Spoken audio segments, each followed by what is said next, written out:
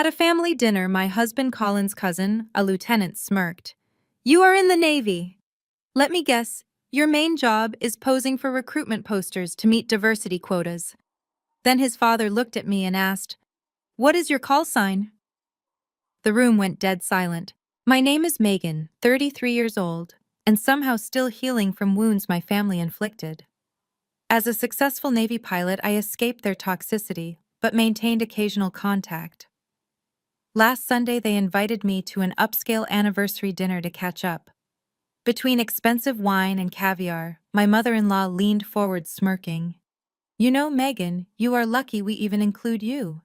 Pity goes a long way." I simply sipped my water and smiled. That night, I dropped a single word that shattered their entire reality. Before I continue this story, let me know where you are watching from in the comments below. Hit like and subscribe if you have ever had to stand up to family who underestimated your worth. Growing up in a working-class neighborhood in Ohio meant survival to me, but to my wealthy in-laws it meant I was nothing. Inside their sprawling estate, emotional coldness permeated every corner. The massive dining room with its imported chandeliers and custom mahogany table was a fortress of expectations I was never supposed to meet.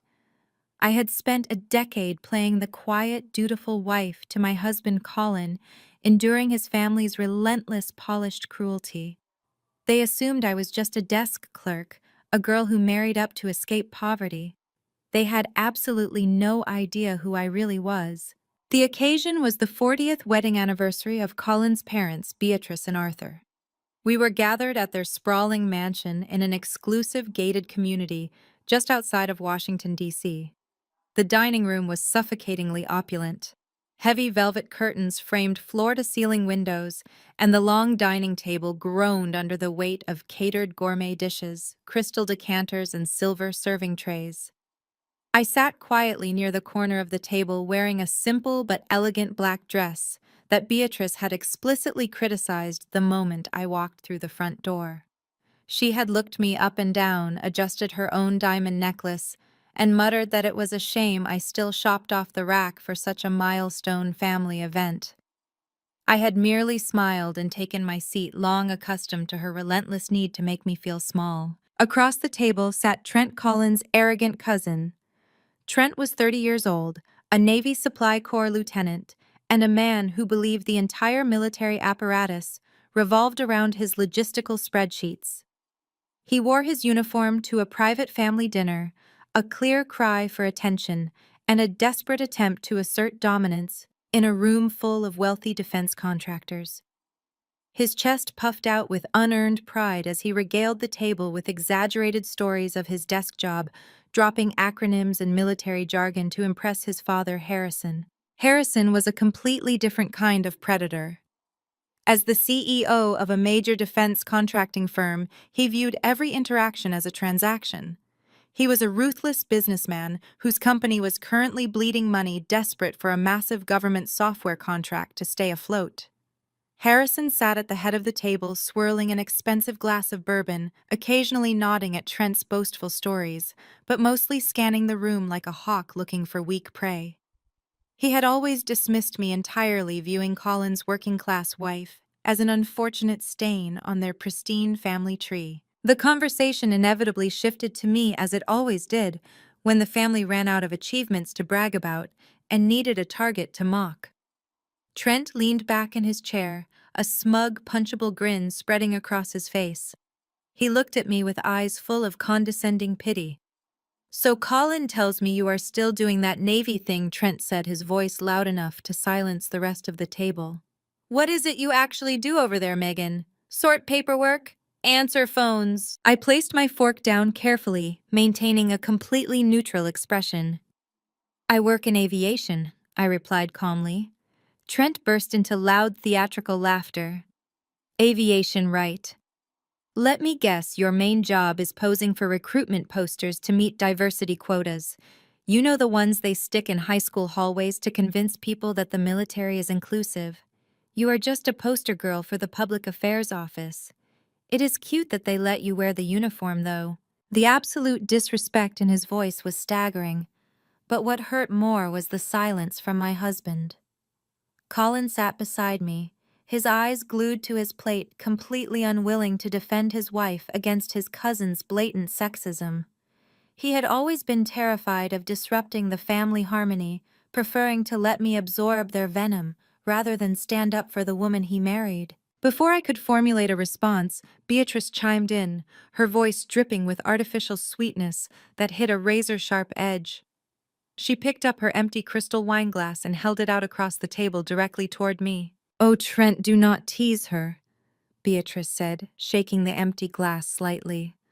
Well, Megan always did prefer the easy way out, just like when she chose that awful state school over an Ivy League to save pennies. She simply does not have the pedigree for real ambition. "Megan, be a dear and fetch another bottle of the Pinot from the cellar. My glass is empty." This single action, this casual command to fetch her wine, was the culmination of a decade of abuse. For 10 years, Beatrice had treated me not as a daughter-in-law, but as the family maid. At every Thanksgiving, every Christmas, every Sunday brunch, I was the one expected to clear the plates, wash the dishes, and serve the drinks, while the rest of the family discussed their stock portfolios and country club memberships. She never let me forget that I grew up in a tiny house with parents who worked multiple jobs just to keep the lights on. To Beatrice, poverty was a character flaw, and my presence in her home was an act of extreme charity on her part. She sat there, her hand outstretched with the empty glass waiting for me to submit.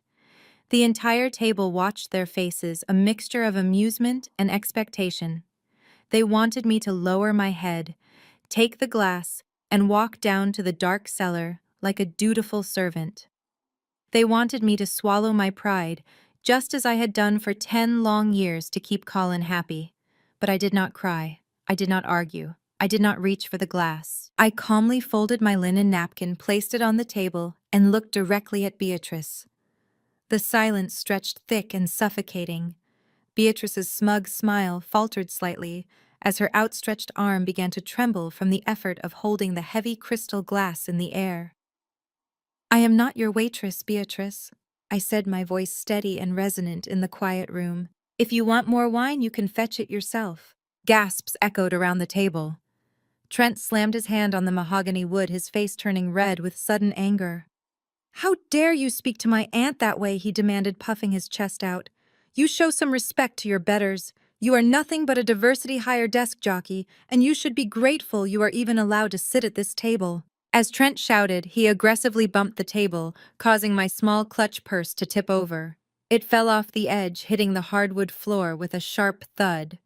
The clasp popped open, spilling a few of my belongings onto the polished wood.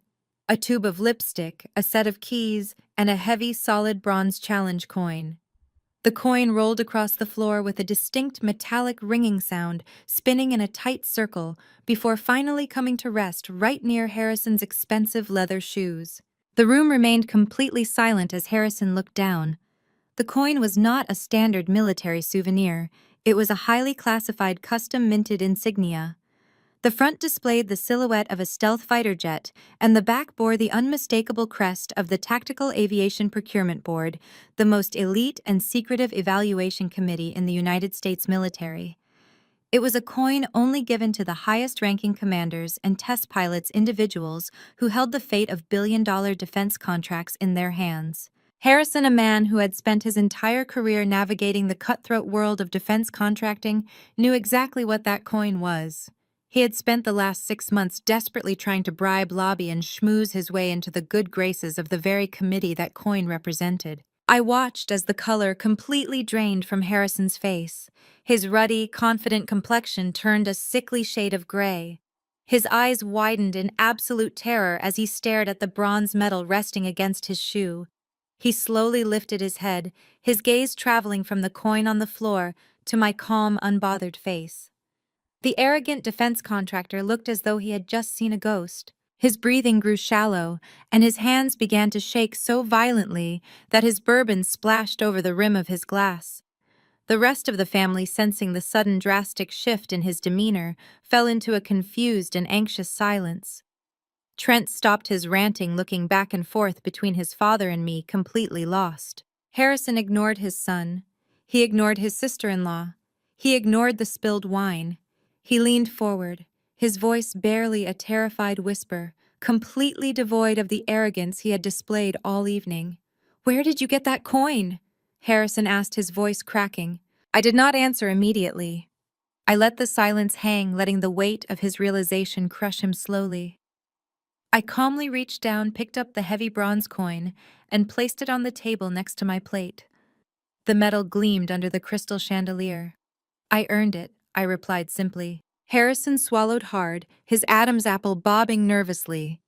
The defense contract his company needed to avoid total bankruptcy was entirely dependent on a single legendary pilot known only by a highly classified reputation.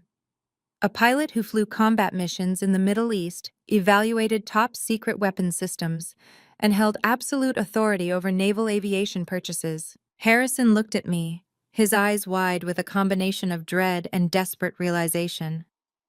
The man who had ignored my existence for a decade suddenly looked at me as if I held his life in my hands. "What is your call sign?" Harrison asked, the question hanging in the dead air of the dining room. Trent let out a scoffing laugh, trying to break the tension. "Dad, she does not have a call sign. She is just a poster girl." "Shut up!"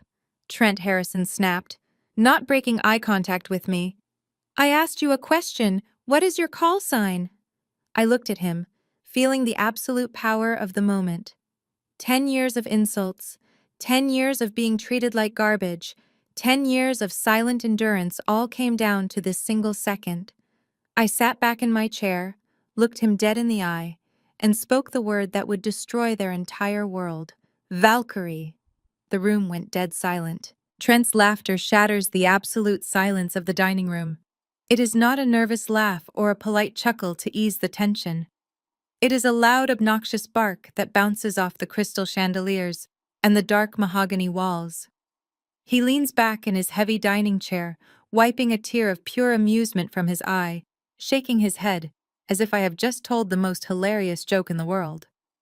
He points a finger across the table, directly at my face, his customized cufflink catching the light. "Valkyrie. You are claiming your call sign is Valkyrie."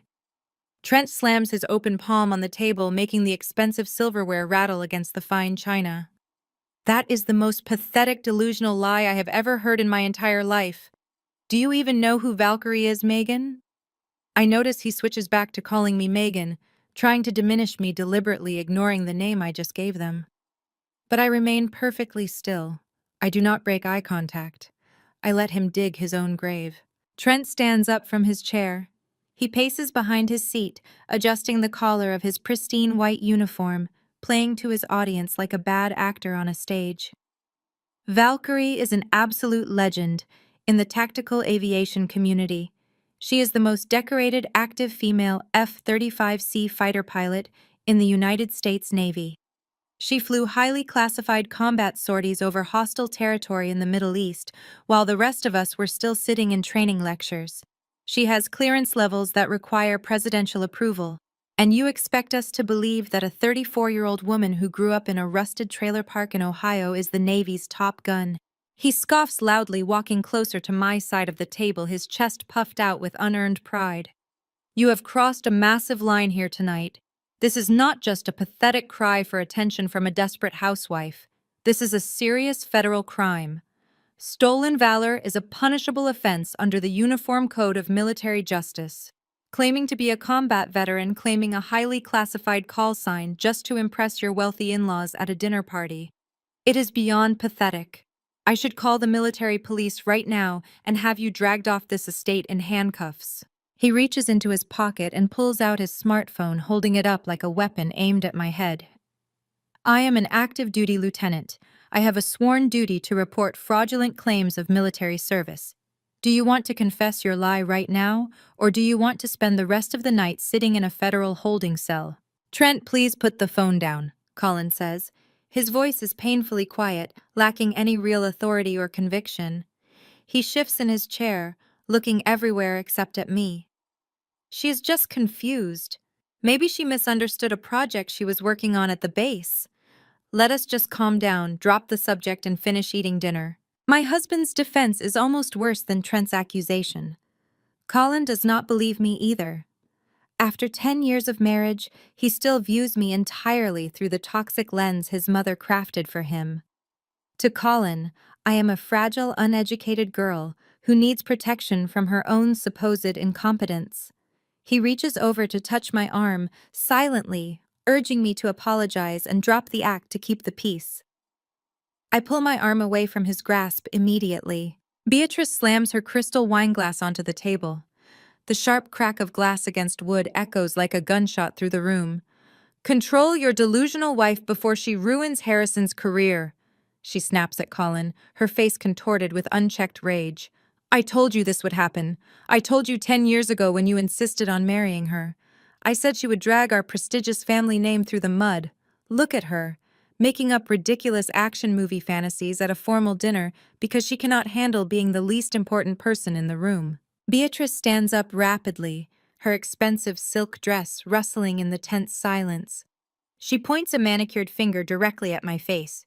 "You have embarrassed my son for the absolute last time. You sit at my table eating the gourmet food my money paid for, and you dare to mock my nephew's dedicated military service with your childish lies. You are a fraud. You have always been a fraud. I knew it the day you showed up to my house wearing discount shoes. The only reason you even have a job on that naval base is because Colin's father made a few discreet calls to get you a low-level administrative position. You are nothing but a diversity hire pushing papers around a desk, and now you are risking Harrison's federal contracts with this stolen valor nonsense." She looks at Colin, her voice dropping to a dangerous, demanding tone that she has used to control him his entire life. "You will take her home right now. You will force her to pack her cheap bags, and you will file for divorce by Monday morning. I will not allow this pathological liar to jeopardize our standing in the defense community for one more second." Trent smirks, feeling emboldened by Beatrice's vicious attack. "You heard her. Get out, or I make the call to the base commander. I know the base commander personally. I play golf with his executive officer every other weekend. I can end your miserable little career with one phone call." Harrison remains completely silent at the head of the table. His eyes never leave the bronze challenge coin resting on the floor near his shoe. Unlike Trent, Harrison is a man who truly understands power. He understands the subtle, dangerous signs of true authority. He is watching my posture, my steady breathing, the absolute lack of fear in my eyes. While his arrogant son throws a temper tantrum and his sister-in-law screams about social standing, Harrison is doing the math in his head. He remembers the quiet industry rumors about the ruthless, untouchable commander heading the new procurement board. Trent steps right up to my chair, invading my personal space to intimidate me. He leans down, his face inches from mine, his breath smelling of expensive bourbon and unchecked arrogance. "Are you deaf? I said get out. You do not belong in a military uniform, and you certainly do not belong in this house." I do not flinch. I do not raise my voice. I move with the slow, deliberate precision of a fighter pilot running a pre-flight checklist before a combat drop. I reach into the inner pocket of my dress uniform jacket. My movements are so calm and measured that Trent actually takes a half step back, suddenly unsure of himself. I pull out a solid blue military identification card. It is not the standard issue green card given to civilian contractors or administrative staff. It bears the distinct holographic seals, the embedded security chips, and the specific clearance markers of high naval command. I do not hand it to Trent. I toss it casually onto the center of the mahogany table. It lands with a soft smack right next to the floral centerpiece, perfectly illuminated by the bright chandelier above. Trent looks down at it. His mocking smile freezes completely. The blood drains from his face so fast he looks physically ill. He stares at the bold black lettering printed across the top of the card. He reads the rank. He reads the name. Commander Kira Bennett, pay grade 05. Trent is an 03. He is a junior officer who has spent his entire short career managing supply manifests and ordering spare parts for cargo ships from a comfortable desk. He has never seen combat. He has never commanded a squadron. He has never flown a jet. And he has just spent the last 10 minutes aggressively threatening, insulting, and mocking an active duty commander who significantly outranks him in every possible military metric. In the military, insubordination to a superior commissioned officer is a career-ending offense. Doing it aggressively in front of civilian witnesses is professional suicide. Trent's mouth opens and closes, but no sound comes out. His arrogant posture deflates instantly like a punctured balloon. His shoulders slump and he takes a sudden, frantic step backward, bumping hard into his own dining chair. He looks at me, his eyes wide with sheer panic and sudden understanding. He instinctively snaps his feet together and stands at the rigid position of attention, a deeply ingrained military reflex taking over his paralyzed brain. "Commander!" Trent stammers, his voice barely a squeak, completely stripped of his previous bravado. "I apologize. I did not realize. I was not informed of your rank or your billet." "You were not informed because my rank is none of your business, Lieutenant." I say, my voice cold and hard as steel, echoing clearly in the silent room. "But since you are so incredibly eager to discuss military regulations tonight, let us discuss Article 89 of the Uniform Code of Military Justice. Disrespect toward a superior commissioned officer. I suggest you sit down and keep your mouth completely shut for the rest of the evening, or I will ensure your commanding officer receives a full detailed report of your conduct by 0800 hours tomorrow morning." Trent drops into his chair like a puppet with cut strings. He stares down at his empty plate, trembling visibly, completely humiliated and terrified for his career. Colin looks at the ID card on the table, his jaw hanging open in pure shock. "Kira," he whispers, his voice trembling. "You told me you were a logistics coordinator. You told me you just handled flight scheduling." "I handle tactical airstrike scheduling for combat squadrons," I reply without turning to look at him. "I told you exactly what my security clearance allowed me to tell you." Beatrice is still standing, but her furious momentum has completely evaporated. She looks at her terrified son, then at a shaking Trent, entirely unable to comprehend why the two men in her family are suddenly acting terrified of the woman she has treated like garbage for a decade. She opens her mouth to speak, to hurl another toxic insult to regain control of the room, but Harrison cuts her off sharply. "Sit down, Beatrice," Harrison says. His voice is not loud, but it carries a dark, intense weight that commands instant obedience from everyone in his family. Beatrice slowly sinks back into her chair, her eyes darting nervously around the room, realizing the power dynamic has fundamentally shifted. Harrison ignores everyone else at the table. He does not care that his son was just publicly humiliated. He does not care about Beatrice's wounded pride or Colin's utter confusion. He leans heavily on the mahogany table, his eyes locked onto my face. The sheer greed radiating from him is palpable in the air. The initial shock has worn off, replaced entirely by a predatory, calculating hunger. He points a slightly shaking finger at the bronze challenge coin on the floor and then points directly at my military ID resting on the table. "You are the head of the Tactical Aviation Procurement Board," Harrison whispers, his voice thick with sudden reverence and unadulterated greed.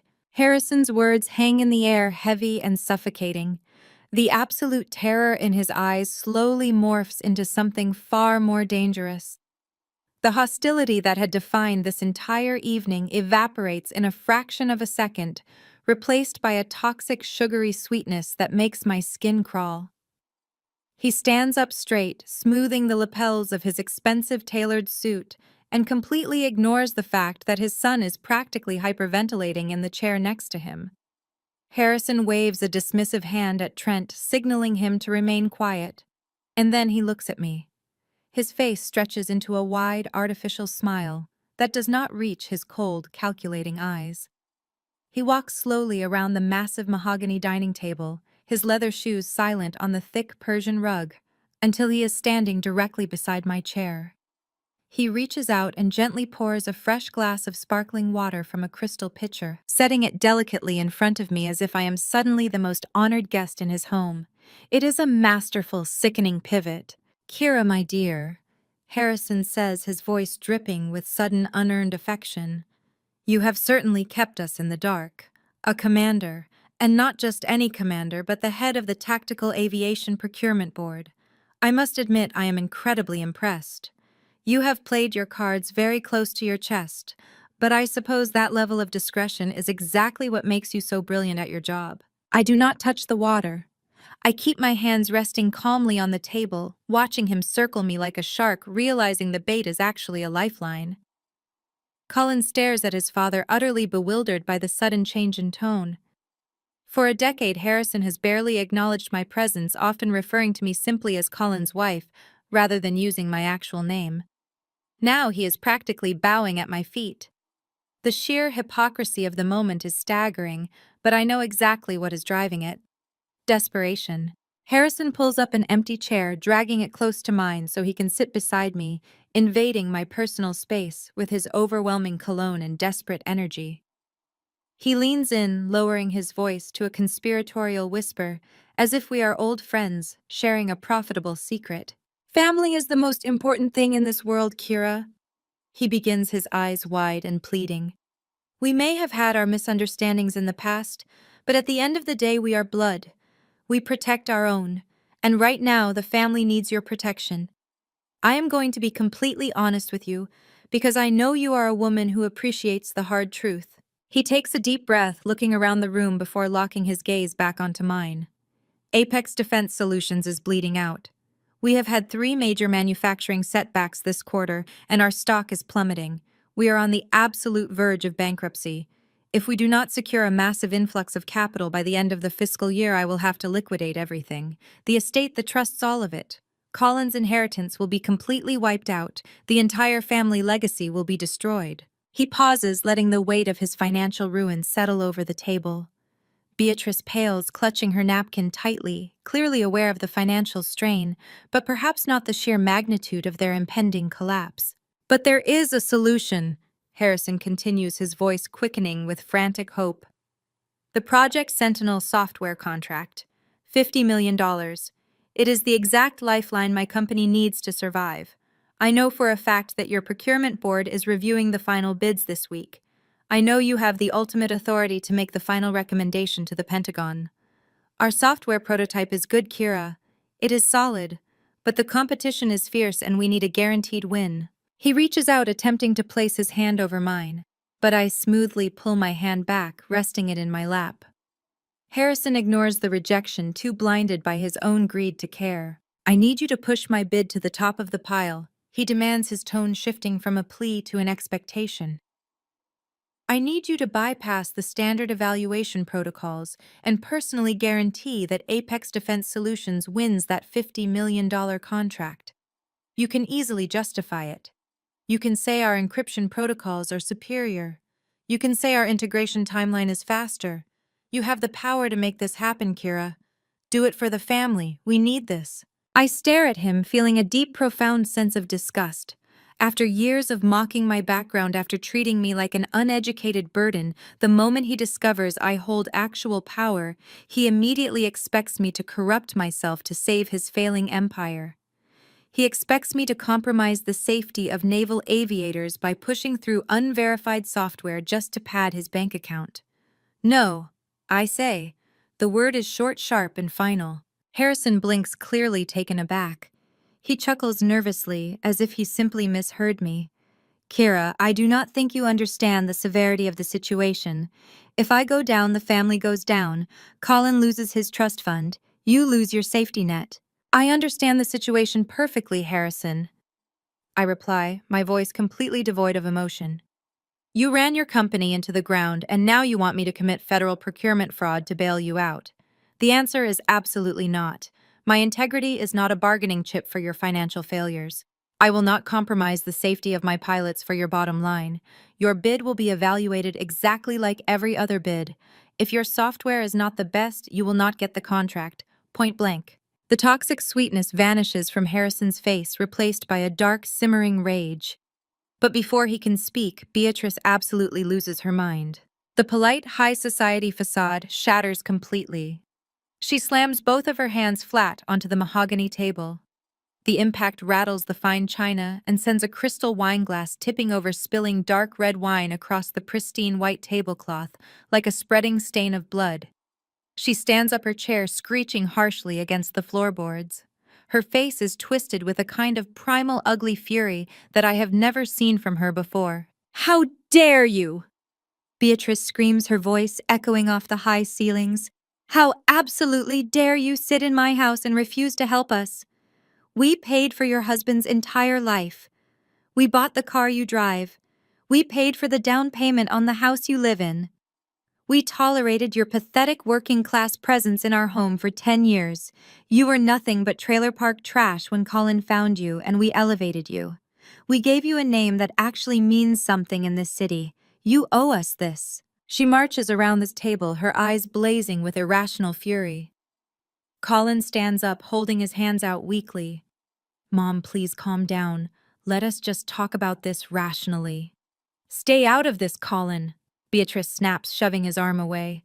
She steps right up to my chair. She is breathing heavily, her chest heaving with rage. She looks at me as if I am an insect that she wants to crush beneath her heel. "I gave you everything," she hisses. "I welcomed you into this family, and this is how you repay my generosity, by letting us lose everything because of your stubborn, misguided sense of morality." Before I can react, Beatrice reaches out with lightning speed. Her fingers dig into my neck, her sharp nails scratching my skin as she grabs the heavy diamond necklace she forced me to wear tonight. It was the necklace she gifted me on my wedding day, a piece she constantly reminded me was worth more than my parents' entire house. She grabs the cold stones and violently yanks. The delicate platinum chain snaps instantly. The clasp breaks with a sharp metallic pop.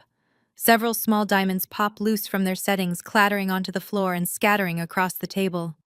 She holds the broken necklace in her fist, her knuckles white, panting with exertion. The physical assault proves everything I ever needed to know. Her love, her acceptance, her gifts, they were all conditional. They were transactions designed to purchase my obedience, and the second I refused to comply, she violently took back her investment. I do not raise a hand to my scratched neck. I do not shout or react to the pain. I remain seated, completely composed, refusing to give her the satisfaction of seeing me lose control. I look up at her furious face with absolute pity. "You did not buy my loyalty, Beatrice," I say calmly. "And military contracts are not family favors. I am a commander in the United States Navy. I took an oath to protect this country, not to act as a personal slush fund for corrupt defense contractors. You can keep the diamonds. They always felt cheap anyway." Beatrice gasps, clutching the broken necklace to her chest as if I have physically struck her. She steps back, her eyes wide with shock at my total lack of submission. Harrison moves in, stepping directly in front of his wife. He leans down, resting his knuckles on the table, bringing his face dangerously close to mine.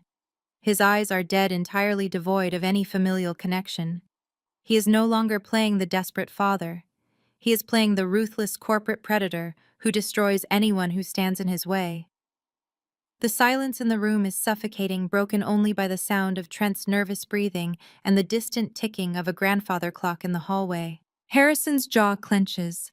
He speaks in a low, gravelly whisper, pushing every word out with deliberate, venomous intent. "You think you hold all the cards because you have a shiny badge and a fancy title?" Harrison says, his breath hot against my face. "But you have no idea how the real world works, Kira. You have no idea the kind of people I know, the strings I can pull, and the political capital I possess. I do not ask for favors, I dictate terms, and right now I am dictating your future." He points a single steady finger right between my eyes. His threat is not empty. It is calculated, precise, and entirely deadly. "You either approve my bid by Friday," Harrison whispers, his voice dropping to a terrifying absolute promise, "or I guarantee you will be court-martialed by Monday." I push my chair back. The scraping of the wood against the floor shatters the tense silence that follows Harrison's threat. I do not offer a polite farewell. I do not glance at Beatrice, who is still clutching the broken diamond necklace like a lifeline. I walk straight out of the dining room, my heels clicking sharply against the marble foyer, leaving the ruins of their 40th anniversary dinner behind me. Colin scrambles out of his chair and chases after me, stammering apologies to his parents over his shoulder. The heavy, imposing oak front door slams shut behind us, completely cutting off the suffocating, toxic atmosphere of the massive mansion. The cool, crisp night air hits my flushed face, but it does nothing to extinguish the fire burning in my chest. Colin quickly unlocks the luxury car in absolute total silence. We get in, and the moment the doors seal us inside, the argument explodes. It is not a quiet, simmering disagreement. It is a blazing, visceral confrontation that has been brewing for 10 years. Colin grips the steering wheel, his knuckles white. He refuses to start the engine. He turns to me, his face pale in the dim streetlights, his voice laced with the desperate, conditioned panic of a man who has spent his entire life bowing to his parents' demands. He begs me to reconsider. He pleads with me to just take a look at the bid, to bend the rules just this once to keep the peace. He tells me that Harrison is a powerful man, that he can ruin us, that the trust fund is the only thing keeping our future secure. He actually uses the phrase family loyalty, parroting the exact toxic manipulation his mother has used to control him since childhood. I look at the man I married, feeling a profound, chilling detachment. I draw a hard line right there in the passenger seat. I tell him my integrity is not for sale. I remind him that I am a naval officer who has sworn an oath to the Constitution, not to Harrison's failing bank account. I explain using small, clear words that pushing a subpar software contract through the procurement board means putting pilots in danger. It means risking lives to pay for Beatrice's country club memberships. I ask him if he really expects me to trade American lives so his father can buy a third vacation home. Colin stares at me completely, unable to comprehend a worldview where duty outranks money. He argues that it is just software, that everyone cuts corners, that I am being unnecessarily rigid, and destroying our marriage over pride. He starts the car with a violent twist of the key. The drive home is entirely silent. The silence of a marriage fracturing beyond repair. The next morning I wake up long before the dawn. Colin is heavily sleeping in the spare guest room, a stark physical manifestation of the massive chasm between us. I slowly put on my working uniform, brew a strong cup of black coffee, and leave the house before the sun even breaches the horizon. I need the structure of the naval base. I need the rigid, unyielding reality of my command to wash away the toxic residue of my husband's family. I drive through the quiet streets of Virginia, mentally preparing for the upcoming board meeting where we will officially reject Apex Defense Solutions' bid. I arrive at the main gate of the naval base exactly at 0600. The Marine Guard approaches my vehicle, recognizing my car. I hand him my military identification. He swipes it through the scanner. Instead of the familiar green light and a crisp salute, the machine blares a sharp red warning tone. The Marine frowns, swiping the card a second time. The result is the same. He steps back, his hand resting instinctively near his sidearm, and asks me to step out of the vehicle. Within 5 minutes, I am sitting in a sterile, windowless room inside the base security office. 2 agents from the Naval Criminal Investigative Service enter the room. They do not offer me coffee. They do not smile. They place a thin manila folder on the metal table between us.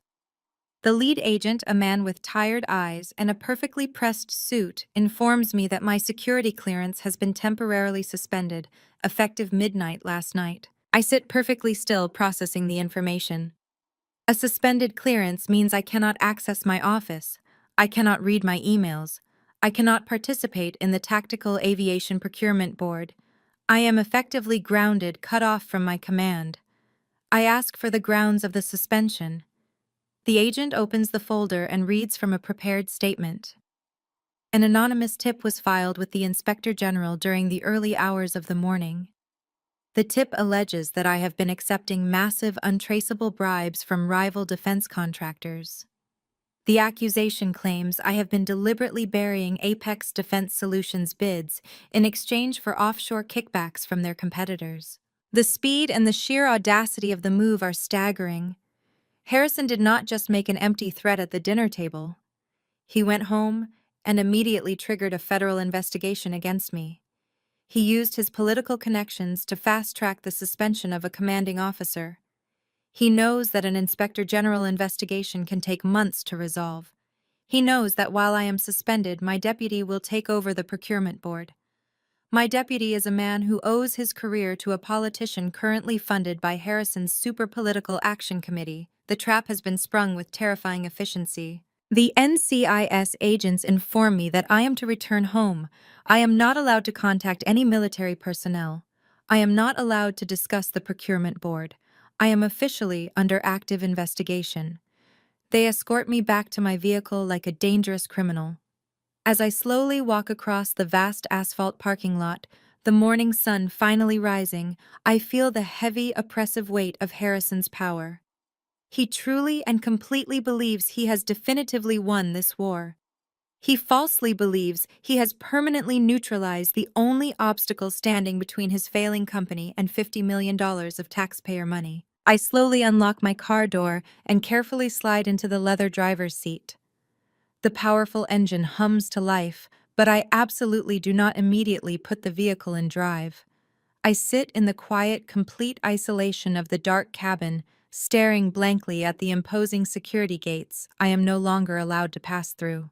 My entire career, everything I have built with my own hands, is suddenly hanging by a single frayed thread. My cell phone buzzes in my pocket.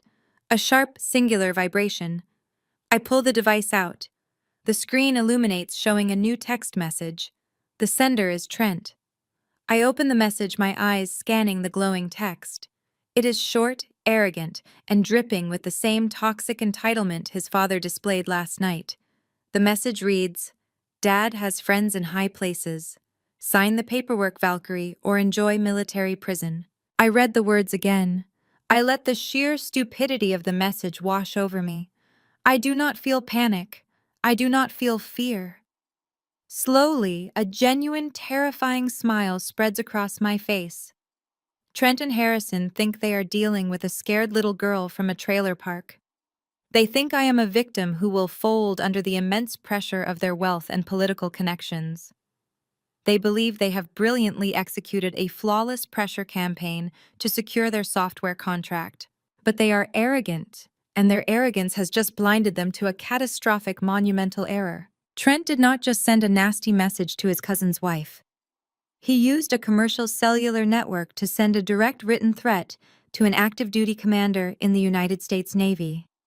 He explicitly stated that his father orchestrated a fraudulent Inspector General investigation. He demanded that I sign official Department of Defense procurement paperwork under the direct threat of imprisonment. They just committed federal blackmail. They documented their own conspiracy to defraud the United States government, and they transmitted that unclassified confession directly to my phone. They did not just hand me a piece of the puzzle. They handed me the entire loaded weapon. I lock the screen of my phone. I take a deep, centering breath. The Inspector General thinks they are investigating a corrupt pilot. NCIS thinks they are dealing with a compromised officer. They have no idea that they are about to unravel the largest defense contracting fraud ring on the eastern seaboard. I put the car in drive and steer away from the naval base. I am going home, but I am not retreating. The battle has just begun, and the wealthy elite of Washington are about to learn exactly why they call me Valkyrie. I do not reply to Trent's text message. Engaging with a blackmailer only provides them with the dangerous illusion of control. Instead, I place my phone face down on the passenger seat and slowly pull my vehicle out of the naval base parking lot. My temporary suspension means I have unexpected time on my hands, time I intend to use with absolute, calculated precision. I drive exactly 2 miles down the coastal road to a small, unassuming coffee shop, frequently patronized by naval personnel and local shipyard workers. The rich scent of roasted coffee beans and the faint, lingering smell of the salty ocean air provide a deeply comforting contrast to the sterile, intensely hostile environment of the base security office I just left. I order a plain black coffee, take a seat in a secluded, dimly lit corner booth facing the main entrance, and quietly open my personal laptop. I need to properly document every single interaction, every thinly veiled threat, And every piece of digital evidence before Harrison and his deeply corrupt family realized the magnitude of their colossal misstep. The morning crowd is loud, a sea of camouflage uniforms and heavy work boots providing the perfect cover of anonymity. I sip my coffee, my mind racing through the complex web of federal procurement laws, mapping out exactly how I will dismantle Apex Defense Solutions piece by piece. 30 minutes later, the brass bell hanging above the heavy glass cafe door chimes sharply. I do not look up immediately, perfectly accustomed to the constant rotating flow of tired sailors and local defense contractors. But the sharp, aggressive, and highly rhythmic clicking of expensive designer heels against the scuffed, coffee-stained linoleum floor instantly catches my attention. It is a distinct, aggressive sound that absolutely does not belong in a working-class coffee shop at 7:30 in the morning. I slowly raise my eyes from my laptop screen. Beatrice is standing at the very edge of my booth. She looks entirely alien in this environment, draped in an immaculately tailored, pristine white Chanel suit with a perfectly coiffed blowout that likely took hours to achieve. She is tightly clutching a dark, authentic crocodile skin handbag against her side like a shield. Her cold, judgmental eyes sweep the modest cafe with undisguised, profound revulsion, her nose crinkling slightly at the smell of burnt toast, before her gaze finally locks directly onto me. She does not ask for permission to sit. She simply slides into the cracked vinyl booth opposite me, gracefully crossing her legs and immediately placing a thick, heavy manila envelope onto the slightly sticky table between us. I close my laptop, slowly maintaining perfect, unbothered eye contact. You are a very long way from the manicured lawns of your country club, Beatrice. I am surprised you even know how to navigate this part of town without a chauffeur. She completely ignores my comment, keeping her posture perfectly rigid and her expression frozen in a mask of total disdain. She taps the center of the manila envelope with one perfectly manicured crimson fingernail. The top flap of the envelope is unsealed, and because of the angle, I can clearly see the thick, tightly bound stacks of crisp $100 bills banded together inside. The sheer volume of paper creates a distinct heavy bulge in the center of the brown paper. There is exactly $100,000 in untraceable cash resting right there. Beatrice says, her voice low, steady, and completely devoid of any human emotion. Consider this an early inheritance from the family trust. Consider it a sincere apology for any harsh words spoken last night. Take the envelope, buy yourself something beautiful, and just sign Harrison's approval for the software contract. It is a very simple, mutually beneficial transaction. I stare at the money, feeling a deep rising tide of physical revulsion. They truly believe that absolutely everyone in the world has a price. They genuinely believe my personal integrity, my highly decorated military career, and my solemn oath to the United States Navy can be casually bought for the price of a luxury sports car. You suspended my security clearance, I state, keeping my voice perfectly level and entirely calm. You deliberately orchestrated a fraudulent Inspector General investigation to cripple my command, and now you are sitting in a highly public coffee shop trying to actively bribe a federal military officer. Are you completely out of your mind, Beatrice? Beatrice leans forward aggressively, her eyes narrowing into venomous, calculating slits. Do not dare play the righteous, morally superior soldier with me, Kira. We know exactly who and what you are. You are a desperate girl from a dirt-poor, rusted-out town who intentionally married my son to climb the social ladder. You have spent 10 years desperately pretending you belong in our world, playing dress-up in our home. Well, here is your opportunity to actually earn your place at our table. Take the money, push the software contract through your little procurement committee, keep Harrison's company completely afloat, and the anonymous tip to the Inspector General permanently vanishes by tomorrow morning. Your clearance is restored, and you go back to playing commander. I do not touch the envelope. I do not even look at the cash again. I look at her with absolute unwavering disgust. I am not taking a single cent of your corrupt blood money, Beatrice, and I am certainly not going to intentionally compromise the safety of American naval aviators to save your husband's failing, mismanaged business. Beatrice's carefully maintained face instantly flushes with sudden, unrestrained, ugly anger. She slams her palm flat against the tabletop, making my coffee cup rattle dangerously, completely uncaring if the nearby sailors hear her outburst. "You arrogant, ungrateful, miserable little brat!" she hisses, the polished society facade shattering into a million pieces. "You actually think you hold the power here because you have a fancy title and a uniform? You have absolutely nothing. We own everything. We own the very house you live in. We pay for the luxurious lifestyle you currently enjoy. And if you refuse this incredibly generous offer right now, I will personally guarantee that Colin is immediately stripped of every single financial asset he possesses." She points a shaking, furious finger directly at my face, her eyes wide with manic determination. "I will disinherit him entirely. I will completely freeze his trust funds. I will rapidly liquidate the lucrative investment accounts we set up in his name. I will force my son to make a permanent choice between the immense wealth power and comfort of his family and his stubborn, uneducated trailer park wife.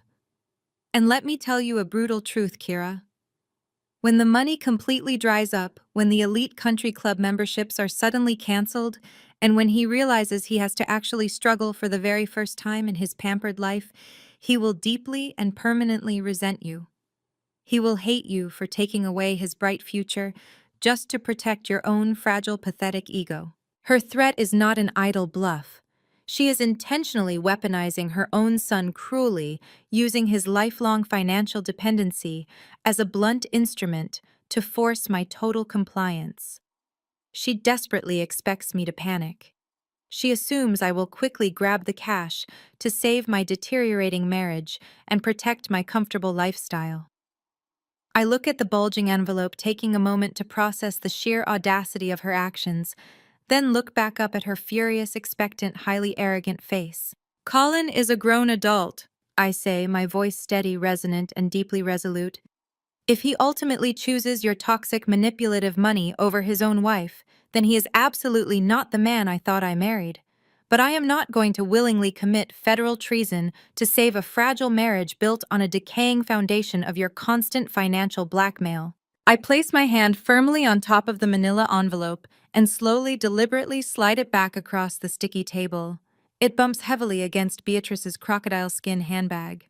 "Take your dirty cash and leave immediately," I tell her, my tone dropping to a dangerous, uncompromising warning. "You are crossing a massive, irreversible legal line, Beatrice. Attempting to explicitly bribe a military officer is a severe federal offense. Blackmailing a commanding officer is a severe federal offense. If you walk out that door and intentionally leave this money sitting here, you are committing a major felony that carries a mandatory federal prison sentence. You are not untouchable, and you are not above the law." Beatrice scoffs loudly, a harsh, grating sound of absolute supreme confidence. She aggressively grabs the envelope and shoves it roughly down into her designer bag, completely and entirely unfazed by my clear warning. She looks down at me with an expression of pure, unadulterated, blinding arrogance. "You still do not fully get it, do you?" Beatrice sneers smoothly, sliding out of the vinyl booth and standing tall over me. "You honestly think your little military rules apply to powerful people like us? You actually think the Inspector General is going to listen to a nobody from Ohio? We regularly play golf with the elite politicians who directly fund your base. We frequently dine with the high-ranking admirals who write your annual performance reviews. We own the people investigating you, Kira. They work directly for us. You are completely alone and you have already lost." She sharply adjusts the elegant collar of her expensive jacket, her face set in a highly victorious, deeply cruel sneer. "Enjoy the sudden end of your pathetic career, Commander. You brought this disaster entirely upon yourself." She turns swiftly on her heel and marches directly out of the coffee shop, the brass bell chiming brightly as she exits into the morning air. I quietly watch through the large plate glass window as she quickly climbs into the back of a waiting black town car. The luxury vehicle smoothly pulls away from the curb, merging seamlessly into the morning traffic and disappearing down the busy street. I sit completely alone in the booth for exactly 10 seconds. I take a very slow, highly controlled deep breath, letting the rushing adrenaline process naturally through my system. Beatrice genuinely thinks she has just delivered the final crushing career-ending blow. She truly thinks she has isolated me, terrified me, and completely outmaneuvered me on every single front. I slowly lift my left arm and rest my wrist casually on the edge of the table. I lightly tap the digital face of my smartwatch twice. The tiny glowing red recording icon on the small digital screen blinks once and instantly disappears. The hidden audio recording software completely stops safely and securely uploading the 30-minute file directly into my heavily encrypted military-grade cloud storage account. Every single arrogant word she just said, every clear, undeniable threat, every explicit admission of the fake Inspector General investigation, every specific mention of the $100,000 cash bribe, all perfectly and flawlessly captured in crystal-clear high-definition audio. I calmly pull my cell phone from my jacket pocket and open my secure contacts list. I rapidly scroll past Colin's name. I smoothly scroll past the base commander's office. I stop immediately on a specific direct number given to me years ago during a highly classified intensive briefing regarding strict anti-corruption protocols. I press dial and bring the phone to my ear. Naval Criminal Investigative Service Major Case Response Team. A sharp professional voice answers promptly on the second ring. This is Commander Kira Bennett, head of the Tactical Aviation Procurement Board. I say, my voice steady, completely cold, and entirely focused. I need to urgently report an active, ongoing, highly coordinated conspiracy to defraud the Department of Defense, accompanied by attempted bribery and severe federal blackmail. I have the physical evidence and I have the audio confessions. I need to speak with your lead investigative agent immediately. I am sitting in a secure, soundproof briefing room on the fourth floor of the federal building in Alexandria. The sterile white walls, the harsh fluorescent lighting overhead, and the absolute absence of windows provide a stark, jarring contrast to the opulent arrogance I just witnessed at the coffee shop. Across the heavy metal table sits Special Agent Vance, the head of the Naval Criminal Investigative Service Major Case Response Team, along with a senior representative from the Department of Defense, Inspector General's office. They have just finished listening to the unedited audio file I transmitted from my encrypted smartwatch. The room is thick with a heavy, deeply professional silence. Vance presses a button on his rugged laptop, permanently stopping the playback of Beatrice's shrill, threatening voice. He looks up at me, his expression grave, calculating, and intensely focused. He does not treat me like a suspect or a compromised officer. He treats me like a high-value asset. Vance leans forward, clasping his hands on the table, and outlines the brutal reality of the situation. He explains that my audio recording is the exact, undeniable breakthrough they have been waiting for. Apex Defense Solutions has been under intensive federal scrutiny for 18 months. They strongly suspect that Harrison is the central linchpin of a massive, deeply entrenched corruption ring that stretches across multiple naval bases, procurement boards, and private defense contractors. Harrison has been incredibly careful, constantly insulating himself by using junior executives' untraceable shell companies and layers of plausible deniability to facilitate his bribes. They had absolutely no direct, actionable evidence tying him to the extortion of military personnel until Beatrice confidently walked into a public cafe, laid $100,000 in cash on a table, and openly boasted about their criminal connections to high-ranking officials. My audio recording is the smoking gun that blows their entire defense apart. But Vance tells me it is not enough to just arrest Beatrice for attempted bribery.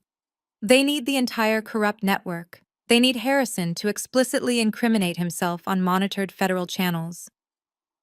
Vance looks me dead in the eye and asks me to act as their primary bait. He needs me to return to my home and my command and pretend that the blackmail has successfully broken my resolve.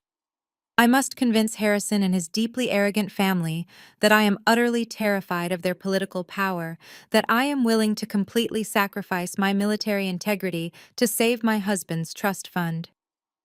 I have to formally approve the preliminary stages of the Project Sentinel bid, actively pulling Harrison deep into the trap so the FBI and NCIS can trace the subsequent kickback funds directly to his primary accounts. It is an incredibly dangerous, highly volatile shadow operation. If Harrison suspects for a single second that I am working directly with federal agents, he will instantly liquidate his domestic assets, shred the digital evidence, and likely flee the country, leaving the corruption ring entirely intact. I do not hesitate. I agree to the operation immediately. I am fully ready to burn his empire to the ground. I drive back to our house in the affluent Virginia suburbs, the immense weight of the shadow operation sitting heavily on my shoulders. When I walk through the heavy oak front door, the atmosphere inside is utterly chaotic. Colin is frantically pacing the length of our spacious living room, his face pale and slick with a cold, panicked sweat.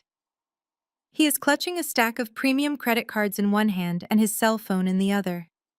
He looks completely unhinged. The moment he sees me enter the foyer, he practically sprints across the hardwood floor, his voice cracking with pure, unrestrained desperation. He tells me that his primary black card was just declined at a business lunch with his partners. He immediately logged into his private financial portal and discovered that every single account tied to the family trust has been frozen solid. The digital numbers he has relied on for his entire existence, the safety net that has shielded him from every consequence he has ever faced, have suddenly vanished. Harrison is making good on his vicious threat, executing a rapid, ruthless financial freeze to intentionally starve his own son into total submission. Colin is spiraling into a severe panic attack. He has never had to budget, save, or worry about money a single day in his pampered life. The sudden violent severing of his financial lifeline is fundamentally breaking his mind. He grabs my arm, demanding to know exactly what I did to make his father so incredibly angry. He begs me to call Harrison and offer a complete apology. He pleads with me to just give them whatever they want, so the money will be released back into his accounts.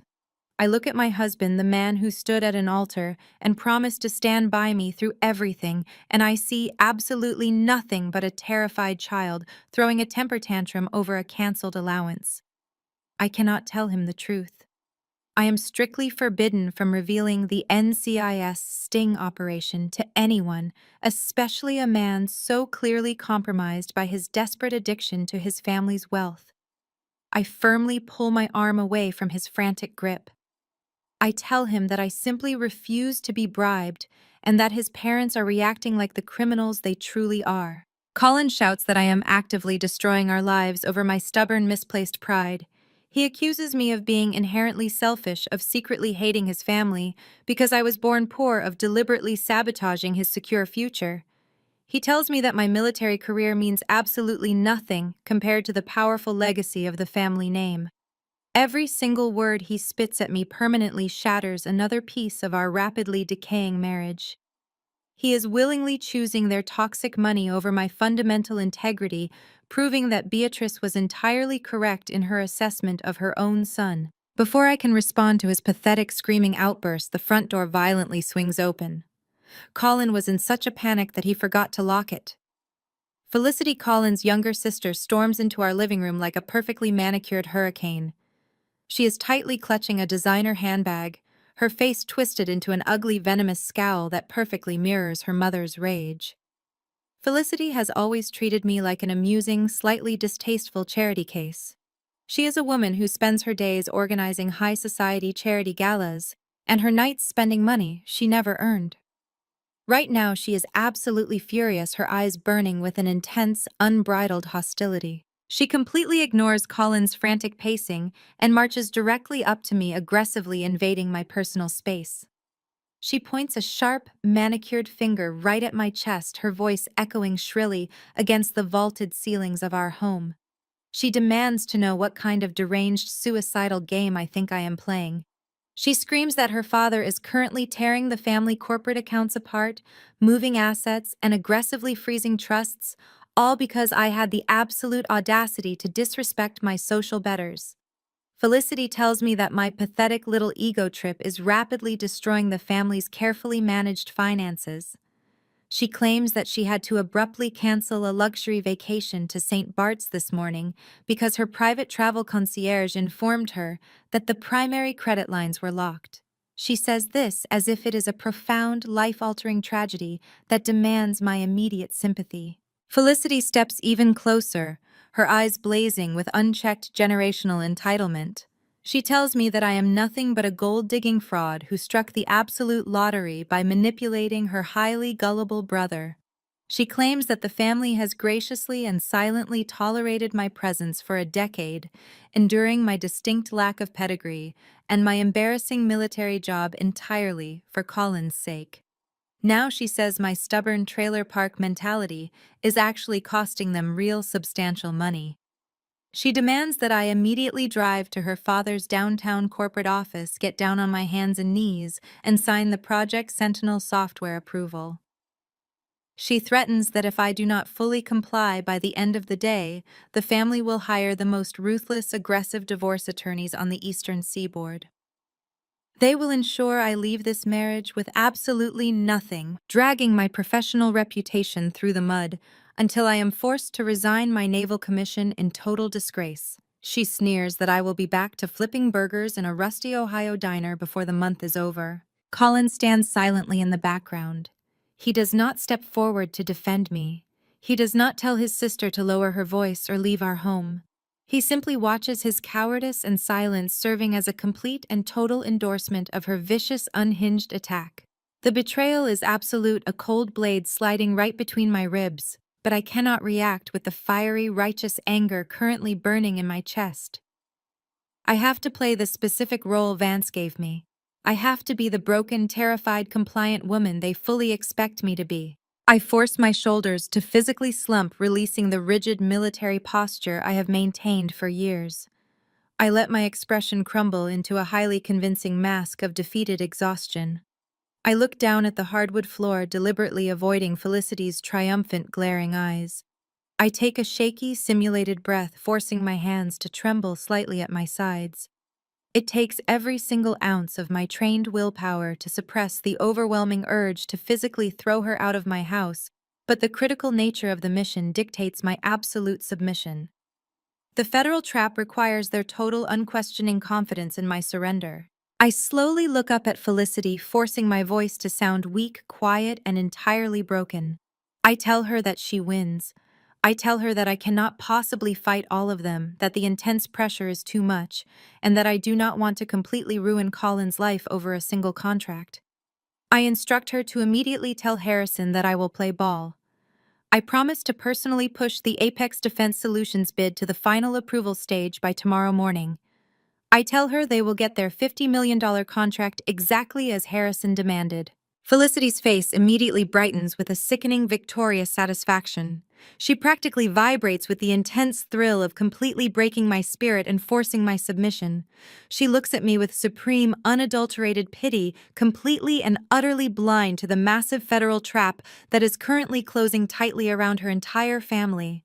She elegantly adjusts her expensive designer scarf, her lips curling into a wicked, highly triumphant smirk. "Good girl," Felicity says, her voice dripping with absolute cruel satisfaction. "I always knew you'd bend the knee." The Sunday brunch at the estate is a performance of choreographed cruelty. Harrison and Trent are positioned at the head of the long, sun-drenched breakfast table, exuding the suffocating, unearned confidence of men who truly believe they have successfully broken me.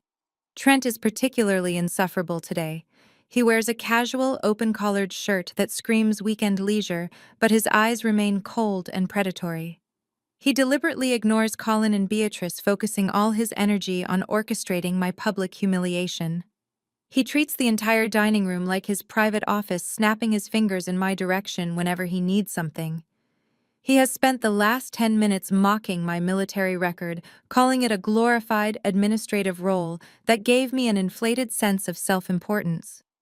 He frames my recent security clearance suspension as a well-deserved punishment for my incompetence, his laughter echoing off the expensive vaulted ceilings like a series of sharp, stinging slaps. "Since you have finally learned your proper place in the chain of command, Kira," Trent says, his voice loud enough to command the attention of the entire table. Why don't you make yourself useful for once? Get up and fetch me a fresh mimosa. I prefer mine with a little more champagne than orange juice. It is about time you started serving the family instead of lecturing us about ethics. I feel a familiar, ice-cold detachment settle over me. I look at Trent and see the same pathetic, small-minded boy who used to force Colin to do his history homework during high school, threatening to sabotage his college applications if he did not comply. Nothing has changed. He still measures his worth by how much he can dominate those he considers beneath him. Beatrice watches with a thin, tight-lipped smile of approval, clearly savoring this public display of my total submission. Colin looks at his plate, his face a mask of shame, paralyzed by his own cowardice. I stand up slowly. I walk over to the elaborate sideboard where the drinks are staged. My movements are precise, measured, and entirely calm. I pour the champagne, adding just the right amount of orange juice to satisfy Trent's demand. I carry the glass back to the table, my hand perfectly steady. I place the drink directly in front of him, keeping my eyes cast downward in a deliberate simulation of defeat. I apologize for the delay, I say, keeping my voice quiet and strained. I do not look up. I lean slightly toward Harrison, ensuring he is the primary audience for my next act. I took your advice, Harrison. I spent the last 12 hours bypassing the internal security protocols at the base. I accessed the Project Sentinel database and successfully overrode the encryption requirements. Harrison's eyes widen. He abandons his nonchalant conquering king demeanor, leaning forward until his face is only inches from mine. You did it, he whispers, his voice thick with a mixture of disbelief and intense predatory excitement. I did. I lie, my tone flat, devoid of any genuine conviction. The software prototype is now at the top of the pile. I have flagged the other bids as non-compliant due to outdated security architecture. It is done. The contract will be greenlit by the board tomorrow. The tension at the table snaps. Harrison lets out a booming, triumphant laugh that vibrates through the room. He slams his hand down on the table, not in anger, but in sheer, unadulterated joy. He immediately stands up, raising his own glass in a loud, performative toast. To family loyalty, Harrison bellows, his voice booming with absolute arrogance. To the kind of loyalty that transcends petty rules and ensures our future, to the smartest commander in the United States Navy. Beatrice joins in the toast, her face illuminated by a cold, victorious light. Trent grins, his previous annoyance replaced by the satisfaction of having finally forced my total capitulation. He sips his mimosa, looking at me with a mixture of contempt and relief. They are so thoroughly blinded by the prospect of their $50 million payout that they cannot see the trapdoors opening beneath them. They are so convinced of their own superior intelligence that they have completely failed to consider that I might be playing a game they do not even understand. Harrison reaches into his inner suit jacket pocket. He pulls out a small, unassuming silver USB drive. It catches the sunlight streaming through the windows, glinting like a promise of disaster. He slides it across the polished table toward me, his fingers lingering on the casing for a heartbeat longer than necessary. This contains the final augmented financial records, Harrison says, his voice dropping to a low, serious register. These documents have been carefully prepared to ensure that Apex Defense Solutions appears in perfect financial standing to the Pentagon auditors. They will show an impeccable balance sheet, even if the actual reality is quite different. You need to upload this drive to the Pentagon's secure procurement server tonight, Kira. It is non-negotiable. Once you finish that upload, you are officially in the clear. The investigation goes away, your career is restored, and you will be handsomely compensated for your services. I look at the silver drive. It is a small, portable piece of plastic, but it is the physical evidence that NCIS has been hunting for 18 months. It is the bridge between Harrison's vague, deniable corporate maneuvering and the concrete, actionable proof of federal fraud. It is the key to his prison cell. I will take care of it tonight. I say, my voice perfectly modulated to sound like a woman who has lost her soul and is simply going through the motions. I pick up the USB drive, feeling the cool metal against my skin. I do not pocket it immediately. I let it sit there for a second, allowing Harrison to absorb the sight of his own destruction being safely tucked away. You are a very smart woman, Kira. Harrison says, his tone now almost fatherly, a nauseating attempt to solidify the power dynamic he believes he has created. You finally understand that power is not about following rules. It is about knowing which rules to break to get what you want. You have a very bright future in the private sector if you continue to show this kind of pragmatism. I stand up, clutching the drive. I look at Colin, who is finally looking at me. There is no joy in his eyes, only a hollow, confused sadness. He does not understand the operation. He does not see the danger, he only sees the return of the money he thinks is his birthright. I feel a fleeting moment of genuine sorrow for him, but I push it aside. He made his choice the moment he decided to remain silent while his sister screamed in my face. He made his choice the moment he begged me to betray my oath to keep his trust fund full. I have work to do, I say, turning away from the table. Wait, Beatrice calls out, her voice sharp.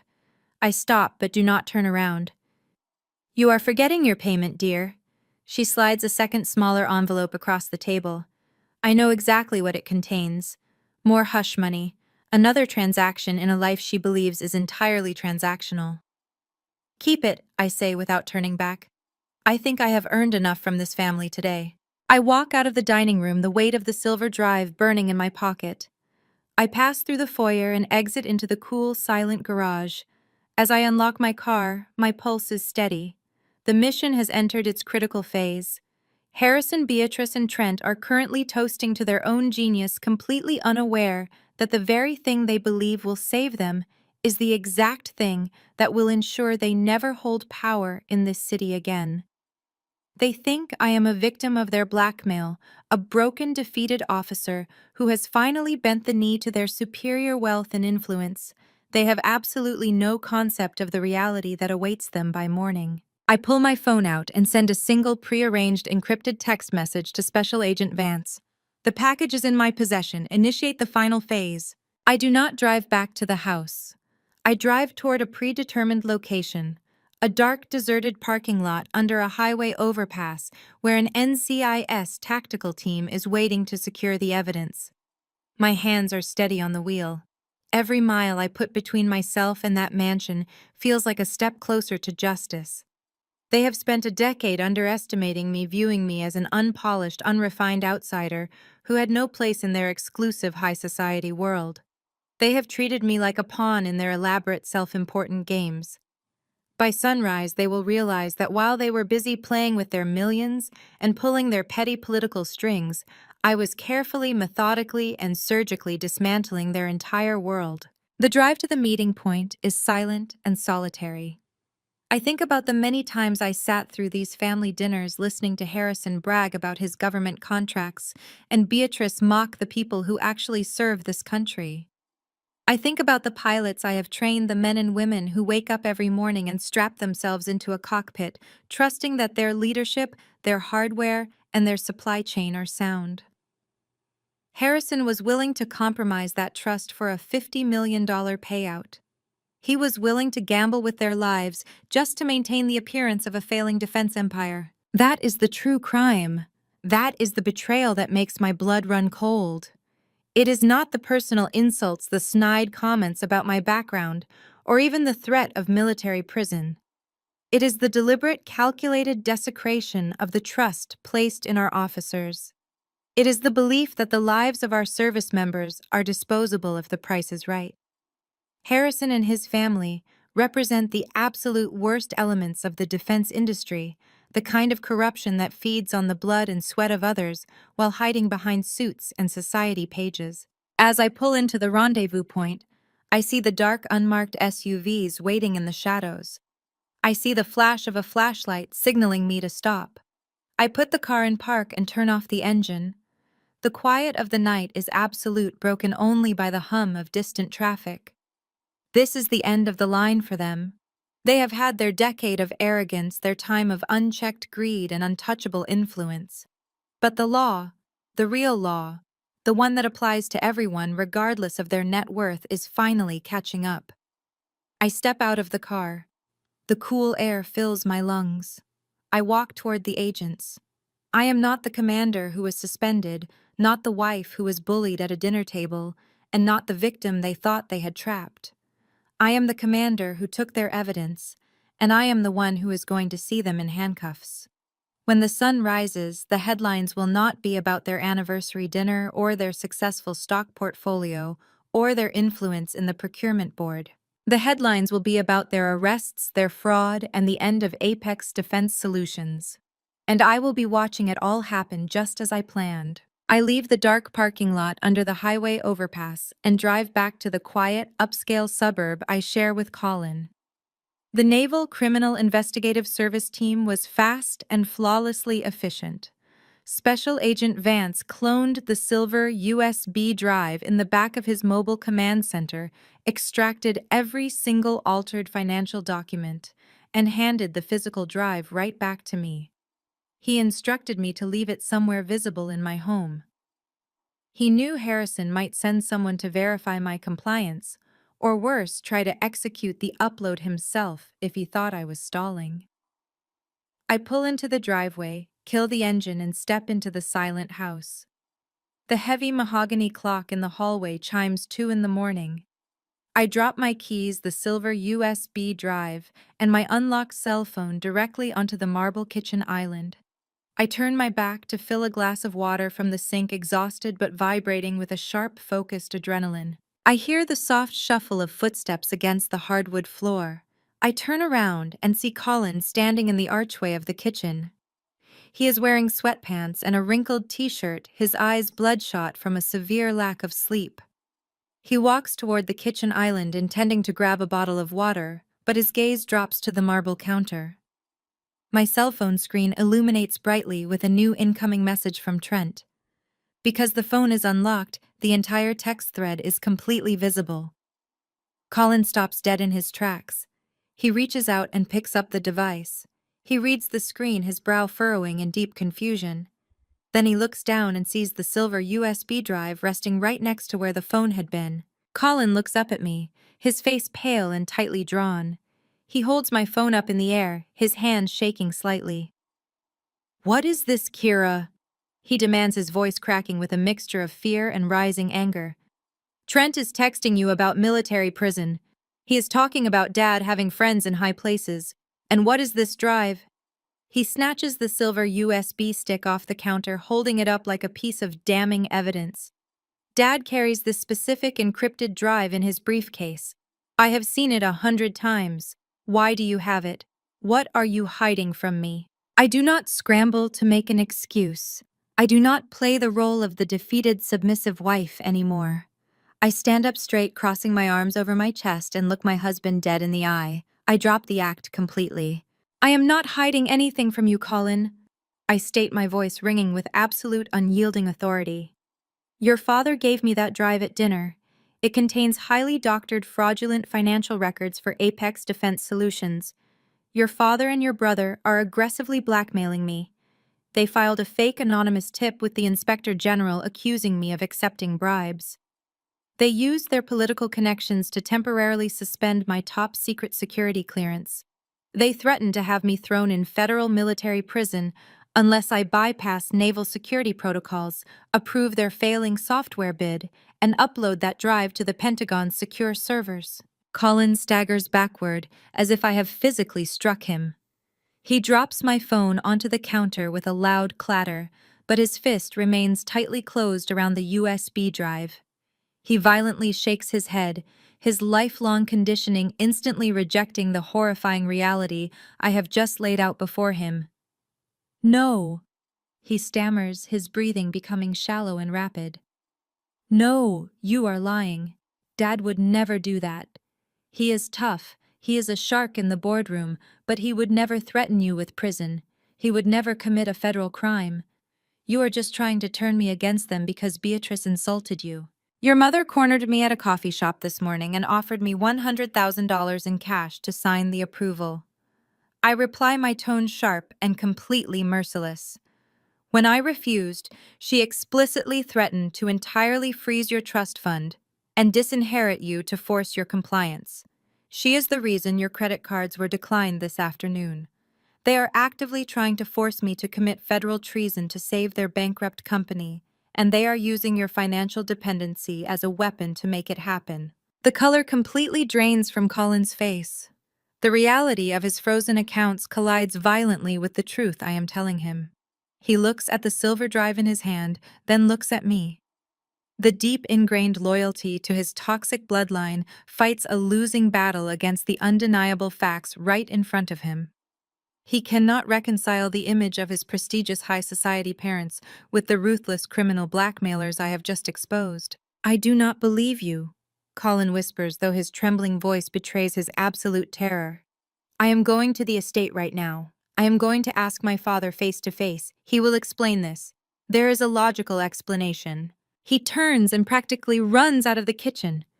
He grabs his car keys from the hook by the door and storms out into the night. The heavy front door slams shut, rattling the picture frames on the walls. I do not chase after him.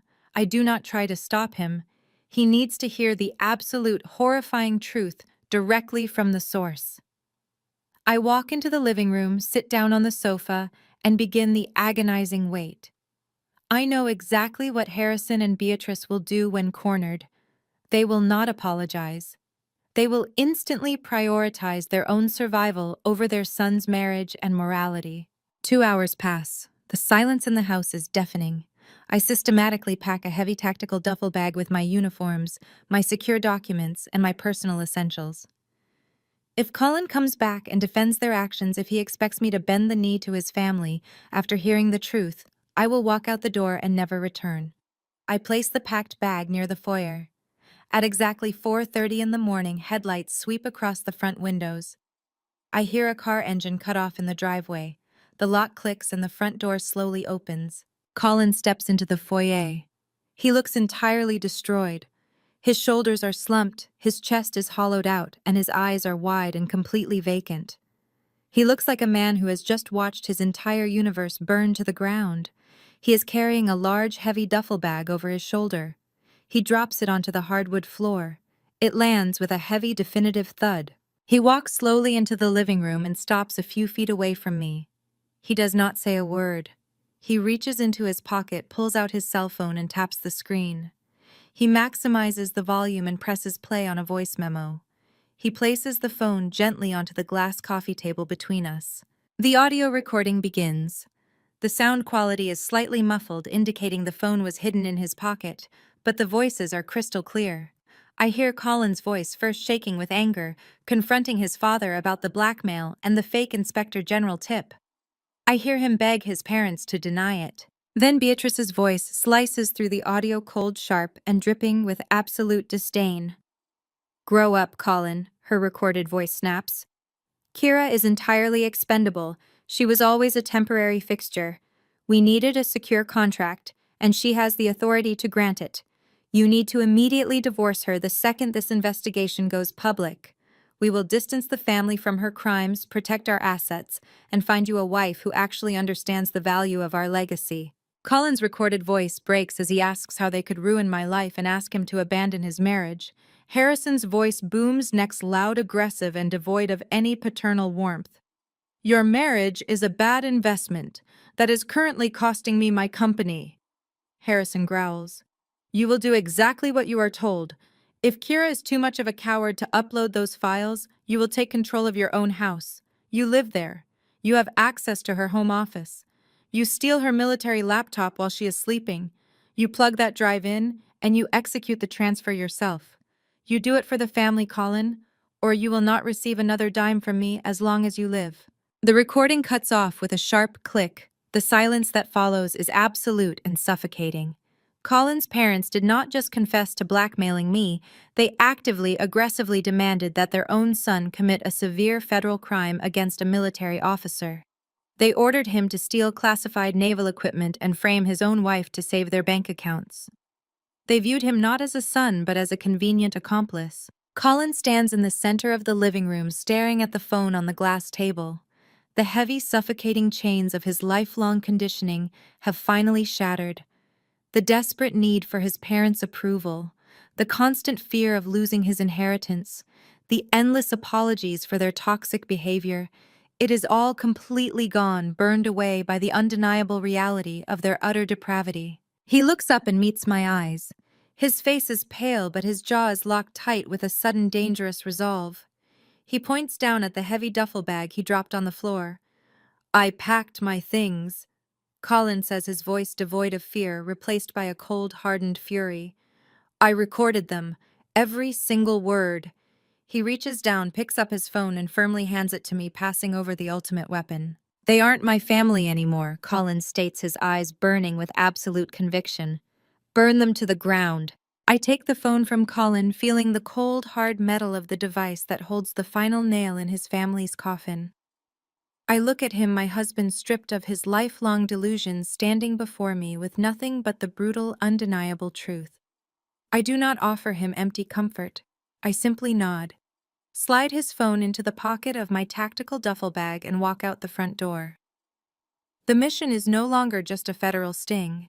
It is a personal execution. 48 hours later, the grand ballroom of the Ritz-Carlton in downtown Washington is practically vibrating with the clinking of crystal and the low, steady hum of generational power.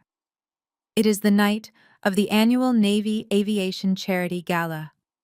The room is a sea of immaculate tuxedos, glittering evening gowns, and pristine military dress uniforms. I stand near the grand entryway, perfectly still in my Navy service dress whites. The gold shoulder boards display the silver oak leaf of a commander. The heavy polished gold wings of a naval aviator rest squarely above my ribbons. I am not hiding in the shadows tonight. The encrypted USB drive is already safely in the hands of the Naval Criminal Investigative Service. Special Agent Vance has his teams positioned at every exit, disguised as hotel security and valet staff. The trap is completely set, and the jaws are primed to snap shut. I scan the crowded ballroom, my eyes cutting through the throngs of wealthy donors and defense contractors. It does not take long to spot them. Harrison and Trent are holding court near the center ice sculpture, acting exactly like conquering kings. Harrison is wearing a custom-tailored tuxedo that costs more than most sailors make in a year. Trent is standing beside him, wearing his service dress uniform. He is a lieutenant, a junior officer, whose career has been entirely padded and protected by his father's relentless political maneuvering. Trent is gesturing animatedly, his face flushed with the arrogance of a man who believes he has just secured a $50 million empire. Harrison is aggressively shaking hands with a circle of high-ranking naval officers, explicitly using this charity event to cement his fraudulent victory. I watch as he claps a two-star admiral on the shoulder, laughing loudly. He is openly boasting. Even from across the room I can read his lips and hear the distinct bragging cadence of his voice. He is telling anyone who will listen that Apex Defense Solutions has successfully navigated the rigorous procurement process. He is proudly announcing that their revolutionary software prototype has officially secured the tactical aviation contract. He believes my forced submission has cleared the runway. He believes the Pentagon servers are currently digesting his fake financial records, officially crowning him the undisputed victor of the defense sector. Trent is playing the role of the dutiful, heroic military son. He nods along with his father's boasts, puffing out his chest and acting as the living, breathing bridge between Apex Defense Solutions and the United States Navy. Trent looks incredibly smug, drinking his whiskey and surveying the ballroom as if he owns the building. Then Trent's eyes lock directly onto mine.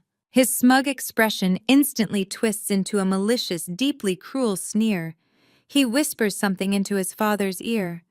Harrison turns, spots me standing near the entrance, and offers a slow, mocking toast in my direction.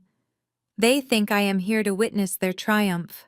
They think I am here to play the role of the defeated, compliant little wife forced to silently endure their victory lap. Trent detaches himself from his father's circle.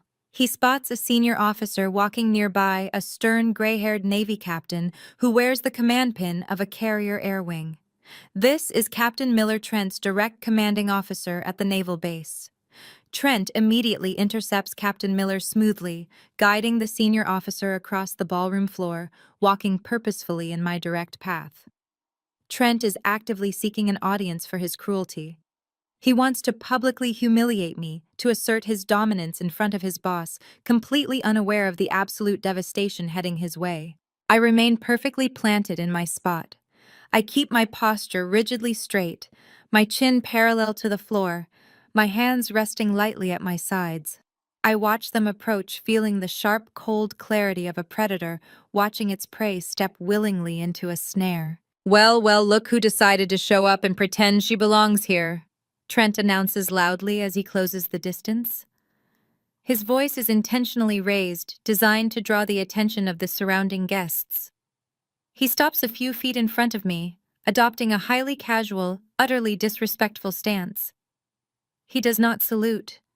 He does not offer a greeting. He simply looks me up and down with overt, undisguised revulsion. Captain Miller stops beside him, momentarily distracted by a passing waiter. His back turned slightly toward me as he grabs a glass of water. Trent leans in his breath, reeking of expensive bourbon. I am honestly surprised you had the nerve to put that uniform on tonight, Kira, Trent says, his tone dripping with acidic condescension. Especially after you completely folded like a cheap lawn chair. Did you come here to fetch my drinks again? Or are you just hoping to catch a few crumbs from my father's table? I do not flinch. I do not break eye contact. I let his words hang in the air, allowing his arrogance to fully expose itself. You really think you are something special, do you not?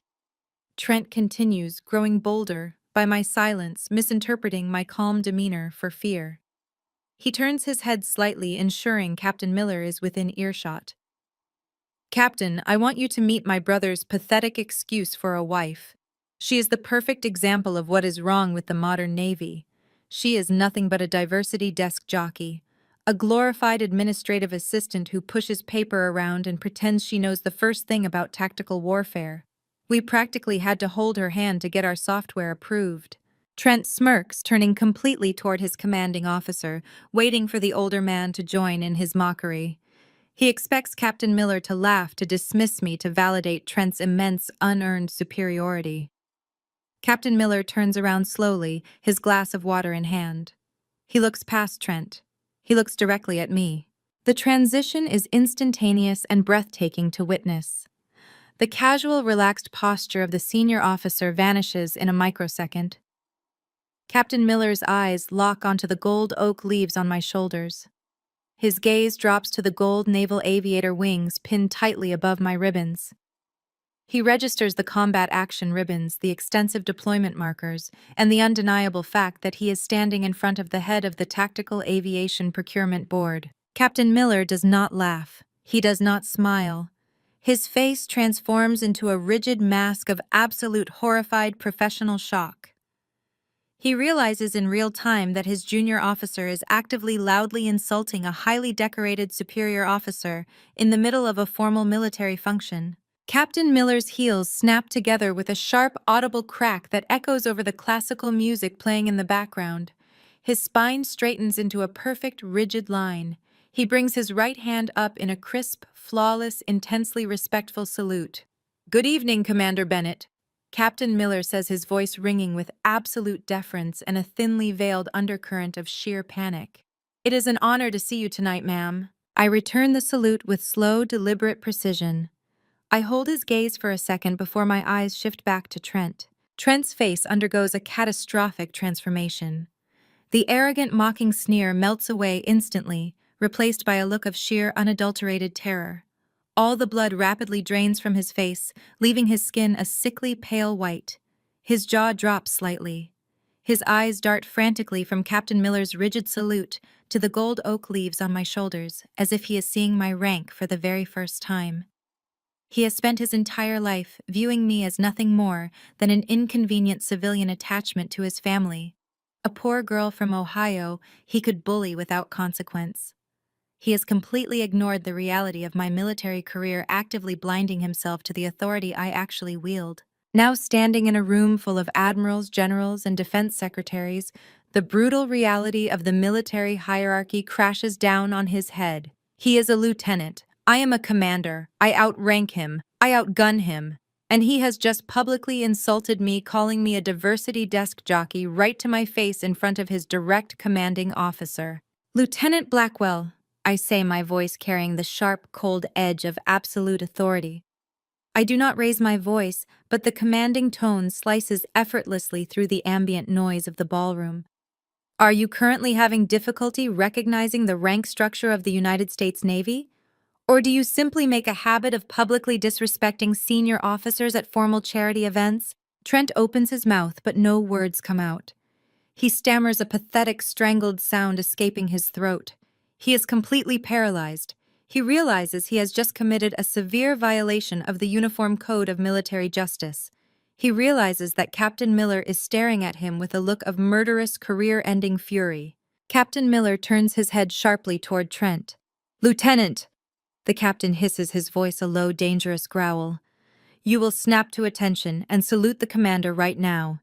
And you will pray she does not have you thrown in the brig for insubordination before this gala is over." Trent scrambles to comply. His movements are jerky, panicked, and entirely devoid of his usual manufactured grace. He snaps his heels together, his hands trembling violently as he brings his arm up in a desperate, sloppy salute. "I apologize, ma'am." Trent chokes out his voice, barely a whisper, completely stripped of his bravado. "I spoke out of turn." "You spoke exactly as you were trained to speak, Lieutenant."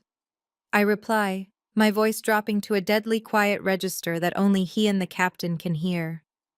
"You spoke like a man who believes the rules do not apply to his family. But I promise you, Trent, the rules absolutely apply." I do not dismiss him. I leave him standing there at attention, his arm locked in a salute, his face burning with profound, inescapable humiliation. I turn my gaze toward the center of the room. Harrison is still laughing, completely unaware that his son has just been publicly castrated. He is unaware that the federal agents are quietly sealing the perimeter. He is unaware that the flash drive he handed me is currently unlocking federal indictments. I look back at Trent, who is sweating profusely under the blazing chandeliers. I lean in slightly, letting him see the absolute merciless executioner hiding behind my composed smile. "Keep your arm up, Lieutenant," I command coldly. "You are going to need the practice for when the federal marshals walk through those double doors." I turn on my heel and walk away, the crisp white fabric of my uniform snapping with every precise step. I leave Trent paralyzed in terror, his world rapidly collapsing as I prepare to deliver the final crushing blow to his father's corrupt empire. The grand ballroom of the Ritz-Carlton is a swirling ocean of tailored silk, glittering diamonds, and pristine military uniforms, completely insulated from the harsh realities of the defense world it claims to support. I navigate through the dense crowd, moving with calculated grace, leaving Trent sweating and hyperventilating in the periphery. My destination is the front of the room near the elevated stage where the evening's primary addresses are scheduled to occur. The orchestral music swells beautifully, masking the low hum of hundreds of overlapping conversations. Waiters in pristine white jackets weave between the circular tables, carrying heavy silver trays loaded with champagne flutes and delicate hors d'oeuvres. I secure a perfect vantage point near the front row of tables, specifically designated for the highest-ranking defense officials and the most generous corporate donors. I watch as Harrison confidently detaches himself from a cluster of three-star admirals. He straightens his immaculate tuxedo jacket, casually checking his reflection in a passing mirrored tray. He is entirely oblivious to the catastrophic scene that just unfolded between his son and Captain Miller. Harrison's ego is a massive fortress, completely shielding him from any possibility that his meticulously laid plans are rapidly unraveling. He moves toward the short flight of velvet-covered stairs leading up to the main stage. He is not the scheduled keynote speaker, but in his mind, his vast wealth grants him unquestioned ownership of the microphone. He intends to hijack the charity gala to cement his fraudulent victory, forcing the Navy's hand by announcing the contract in front of the press and the top brass. It is a bold, highly aggressive maneuver born of pure, unadulterated hubris. As I stand watching him ascend the stairs, I feel a sharp, sudden presence at my right shoulder. The cloying scent of expensive, heavy floral perfume washes over me. Beatrice slides into the space beside me, clutching a crystal champagne flute. Her face is arranged in a flawless mask of polite society interest, but her eyes are burning with a toxic, triumphant venom. She leans in dangerously close, pretending to be a supportive mother-in-law, sharing an intimate moment during a prestigious event. "You look remarkably composed for a woman who just sold her soul," Beatrice whispers, her voice a low, harsh hiss that barely reaches my ears over the swelling music. "I was actually worried you might have a pathetic little breakdown tonight, but you are playing your part perfectly, Kira. I suppose basic survival instinct is the one useful trait you brought from your miserable lower-class upbringing." I do not turn my head to acknowledge her. I keep my eyes fixed squarely on the stage, watching her husband approach the heavy wooden podium. "You belong to us now," Beatrice continues, her tone dripping with absolute terrifying satisfaction. "You finally understand that your fancy little uniform and your ridiculous military rules are completely meaningless against real power. Colin's trust fund will be restored tomorrow morning, precisely as promised. We will buy him a new luxury car to celebrate. You will go back to your desk, you will push our paperwork through whenever we demand it, and you will never again dare to question your betters. If you ever step out of line, if you ever look at me with that disrespectful glare again, I will have Harrison release the audio of your little security override confession directly to the Inspector General. We own your career, Commander. We own your marriage. You are nothing but an obedient asset on our private payroll." Her words are meant to crush me, to grind my spirit into the plush carpet, but they only solidify the icy resolve hardening in my chest. She is freely confessing to ongoing extortion in a room actively monitored by federal agents. Her arrogance is not just deeply offensive, it is legally suicidal. "I understand exactly who you are, Beatrice," I say quietly, my voice devoid of any emotion. "And I know exactly what my future holds." Beatrice smirks, taking a delicate sip of her expensive champagne. "Good girl. Now stand quietly and watch my husband claim his rightful prize." On the stage, Harrison reaches the podium. He taps the microphone twice, the sharp thumping sound echoing loudly across the massive ballroom. The classical orchestral music immediately fades out. The low hum of conversation slowly dies away as hundreds of faces turn toward the stage. The overhead spotlights shift rapidly, converging on Harrison, bathing him in a bright, blinding white light. He grips the edges of the podium, looking out over the sea of military leaders and corporate titans with the supreme confidence of a conquering emperor surveying his vast territory. "Good evening, distinguished guests, admirals, generals, and loyal friends." Harrison begins, his voice resonating with deep, practiced authority. He does not bother to introduce himself. He operates under the arrogant assumption that every single person in this room knows exactly who he is. "We are gathered here tonight to celebrate the unparalleled strength and the enduring legacy of naval aviation. We celebrate the brave men and women who defend our skies. But we also must celebrate the vital, unbreakable partnership between the United States military and the private sector innovators who equip them for the intense challenges of tomorrow." I watch the faces of the senior military officers sitting at the front tables. A few of them shift uncomfortably in their seats. This is a designated charity event meant strictly to raise funds for the families of fallen aviators. It is absolutely not the appropriate venue for a corporate sales pitch. But Harrison does not care about military propriety. He only cares about power, and he is about to overplay his hand in the most spectacular fashion imaginable. For the past decade, Apex Defense Solutions has been deeply committed to providing the Navy with the most advanced, secure, and reliable tactical systems on the market. Harrison continues, his voice steadily rising in volume and intensity. "We have faced rigorous, exhausting scrutiny. We have successfully navigated the complex, sometimes frustrating bureaucratic challenges of the defense procurement process. But we have always emerged victorious because our technology is simply unmatched. We do not just meet the rigid federal standard, we set the standard." Beatrice leans closer to me, her shoulder pressing hard against my arm. Listen closely to him, she whispers venomously. This is what real power sounds like. He is brilliantly forcing their hand. Once he says it publicly tonight, the procurement board cannot possibly back down without causing a massive public relations disaster for the Pentagon. I remain completely silent, my eyes locked on the man who tried to destroy my life. That is why I am incredibly proud to stand before you tonight and share some truly monumental news. Harrison announces, spreading his arms wide, encompassing the entire room in his grandiose theatrical gesture. While the final paperwork is currently being processed by our diligent procurement officers, I am thrilled to officially announce an impending partnership that will fundamentally redefine naval tactical architecture. Apex Defense Solutions has officially secured the primary federal contract for Project Sentinel. A massive ripple of shocked murmurs washes through the grand ballroom. This is an egregious breach of federal protocol. Contract awards of this magnitude are strictly classified until officially announced by the Department of Defense Public Affairs Office. Bypassing the Pentagon to announce a $50 million contract at a civilian charity gala is incredibly presumptuous. The high-ranking admirals in the front row exchange sharp, deeply concerned glances. Captain Miller, who has finally managed to extract himself from a hyperventilating Trent, stares at the stage in absolute unbridled horror.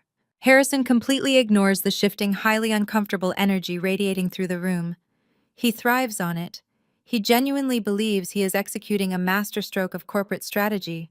He raises his right hand, pointing directly toward the table where the highest-ranking defense officials are seated in shocked silence. This partnership guarantees that our brave pilots will fly with the most advanced, unbreakable security software ever developed. Harrison boasts, his face flushed with the intense thrill of his own perceived brilliance. We are not just a private contractor, we are the ultimate shield that protects the United States Navy. And we look forward to many more years of highly profitable, deeply successful collaboration. Harrison expects a roaring round of applause. He fully expects the room to rise to their feet in a massive standing ovation, acknowledging his supreme victory and his untouchable elite status. He stands tall at the wooden podium, smiling broadly, eagerly, waiting for the adoration to wash over him. Instead, the microphone emits a sharp, piercing screech of audio feedback. The terrible high-pitched sound cuts through the ballroom like a physical blade, causing several wealthy guests to flinch and immediately cover their ears. Harrison taps the microphone aggressively, his confident smile faltering for a brief, uncertain second. Testing, testing, Harrison says, but his voice does not project through the massive sound system. The microphone is completely dead. He frowns, looking off to the side of the stage toward the audio-visual control booth, clearly expecting an immediate fix from the hotel staff. He raises his hand to signal them, profound annoyance flashing across his polished features. Suddenly, the main spotlight illuminating Harrison abruptly shuts off, plunging the stage into a dim, muted shadow. The ambient lighting in the ballroom flickers once, shifting from a warm, elegant gold to a stark, harsh, unforgiving white. The sudden, violent change in lighting instantly alters the entire atmosphere of the room, stripping away the luxury and replacing it with a cold, clinical exposure. Beatrice stiffens beside me. "What on earth is going on?" she mutters, genuine confusion finally piercing her arrogant facade. "Did they blow a circuit?" I do not answer her. My eyes are fixed directly on the heavy brass-studded oak doors at the very back of the grand ballroom. With a massive echoing thud that reverberates through the sudden confused silence of the crowd, the double doors violently swing open. They hit the retaining walls with a loud, violent crash. The low murmur of the guests instantly ceases. Every single head in the room turns away from Harrison and toward the back of the hall. A unified, highly rhythmic sound of heavy boots striking the polished hardwood floor fills the void. Marching straight down the center aisle, moving with absolute terrifying precision, is a fully armed detachment of military police. They are wearing tactical gear, their faces set in grim, uncompromising masks. Flanking the military police are 4 men wearing dark suits and federal credentials hanging from lanyards around their necks. Leading the entire formation is Special Agent Vance. His eyes are locked directly on the stage. The federal agents do not pause. They do not look left or right.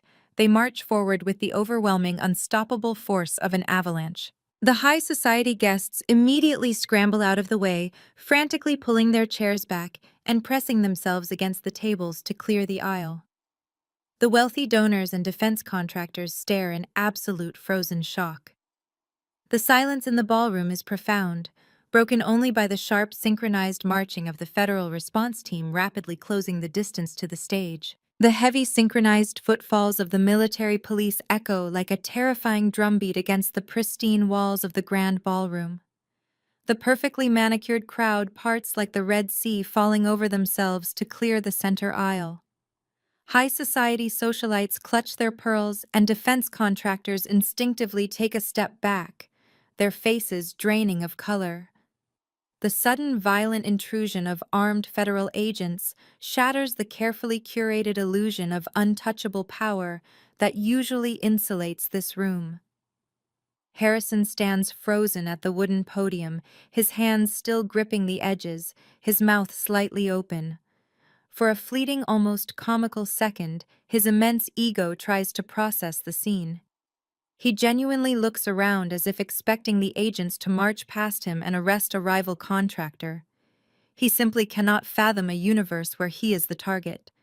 He adjusts his tailored tuxedo jacket, squaring his shoulders, projecting a facade of mild, irritated curiosity at this disruption of his grand announcement. Trent is entirely different.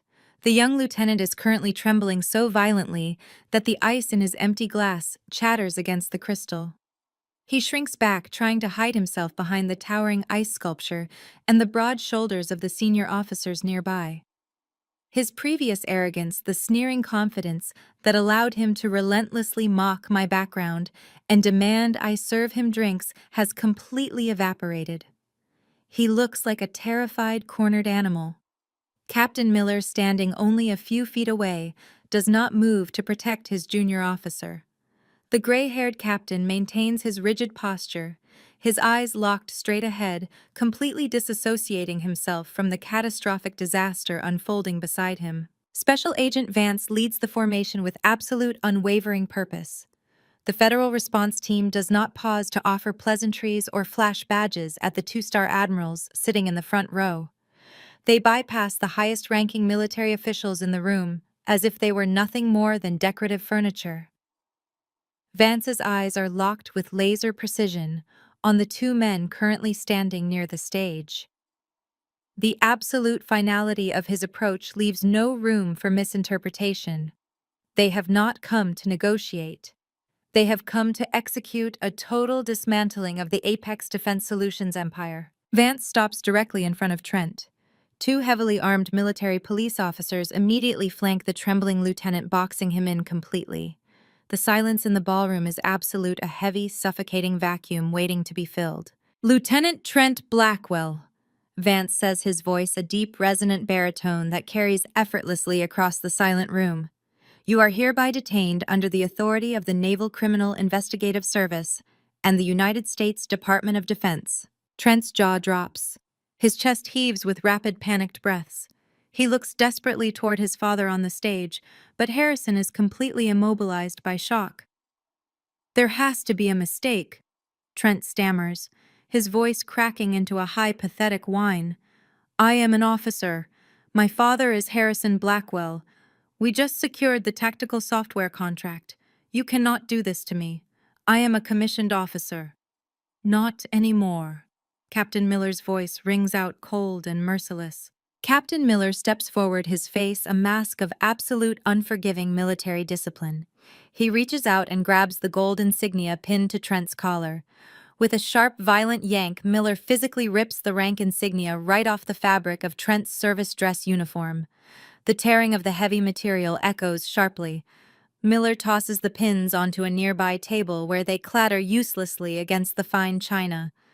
Trent lets out a strangled, humiliating gasp, looking down at his torn uniform in complete horror. The ultimate symbol of his protected, privileged status has been physically stripped away in front of the entire naval aviation leadership. "Trent Blackwell, you are under arrest," Vance continues, completely unfazed by the physical stripping of rank. You are formally charged with severe violations of the Uniform Code of Military Justice, including active extortion conduct unbecoming an officer and the federal blackmail of a commanding superior officer. Put your hands behind your back. The military police officers do not give Trent a moment to argue. They grab his arms, twisting them roughly behind his back. The sharp metallic ratcheting of heavy steel handcuffs clicks loudly, locking Trent into place. He begins to openly weep, the harsh, ugly sounds of pure panic echoing through the terrified crowd as he is violently shoved into the custody of the armed guards. Vance does not linger on the weeping boy. He turns his attention to the stage. He slowly walks up the short velvet-covered stairs, stepping directly into the harsh white spotlight that was meant to illuminate Harrison's ultimate victory. Harrison backs away from the wooden podium, his hands raised defensively in the air. "Harrison Blackwell," Vance states, pulling a pair of handcuffs from his belt. "You are under arrest by the Federal Bureau of Investigation and the Department of Defense. You are charged with massive federal bribery, systemic defense fraud, and executing a coordinated conspiracy to extort a high-ranking military official." The click of the handcuffs securing Harrison's wrists sends a collective shocked gasp rippling through the wealthy donors and flag officers. Harrison's eyes bulge with furious, unrestrained panic. His polished corporate facade instantly disintegrates, revealing the desperate, vicious criminal hiding underneath. He thrashes against the grip of the federal agents, his face turning a deep, violently angry shade of crimson. "This is a setup!" Harrison screams, his voice echoing wildly across the grand ballroom. Saliva flies from his lips as he struggles against the steel cuffs. "I am being framed. Look at her. Look at Commander Bennett." He twists his neck, glaring directly at me where I stand calmly near the entrance. "She is a liar. She is a fraud. She fabricated this entire investigation because she was angry about her security clearance. I have friends in high places. I play golf with the senators who write your budget, Vance. You are all going to lose your jobs for this." Harrison's desperate screams bounce off the crystal chandeliers. He is trying to leverage his political connections, desperately attempting to cast doubt and paint me as a disgruntled, vindictive officer. He looks at the admirals, begging them silently to intervene, but the senior military leadership remains completely frozen, staring at the disgraced CEO with absolute disgust. I take a slow, deep breath. The time for hiding behind a mask of submission is officially over. I step forward, walking calmly and purposefully toward the center of the room. The crowd parts for me, offering me a wide, unobstructed path.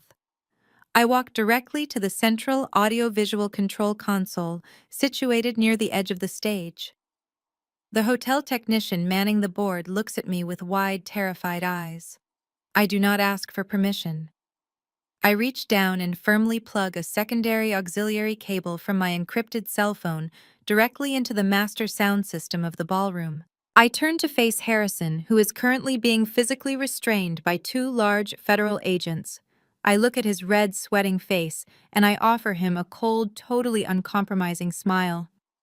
"You wanted to make an announcement to the entire procurement board tonight, Harrison," I say, my voice perfectly calm and completely steady. "I think it is only fair that we let them hear exactly how you conduct your business." I press play on my phone screen. I immediately push the master volume slider on the control board all the way to the maximum limit. The massive high-definition concert speakers suspended around the perimeter of the ballroom suddenly crackle to life. The audio is crystal clear, perfectly enhanced by the state-of-the-art sound system. The recording I captured on my smartwatch at the coffee shop begins to play, blending seamlessly into the recording Colin captured of his parents earlier that afternoon.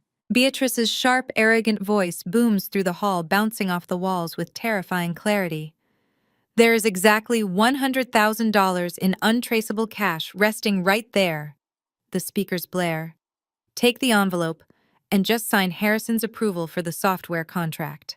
A collective gasp of sheer horror ripples through the room. The admirals in the front row go completely rigid, their faces hardening into masks of pure, unadulterated fury. But the recording does not stop.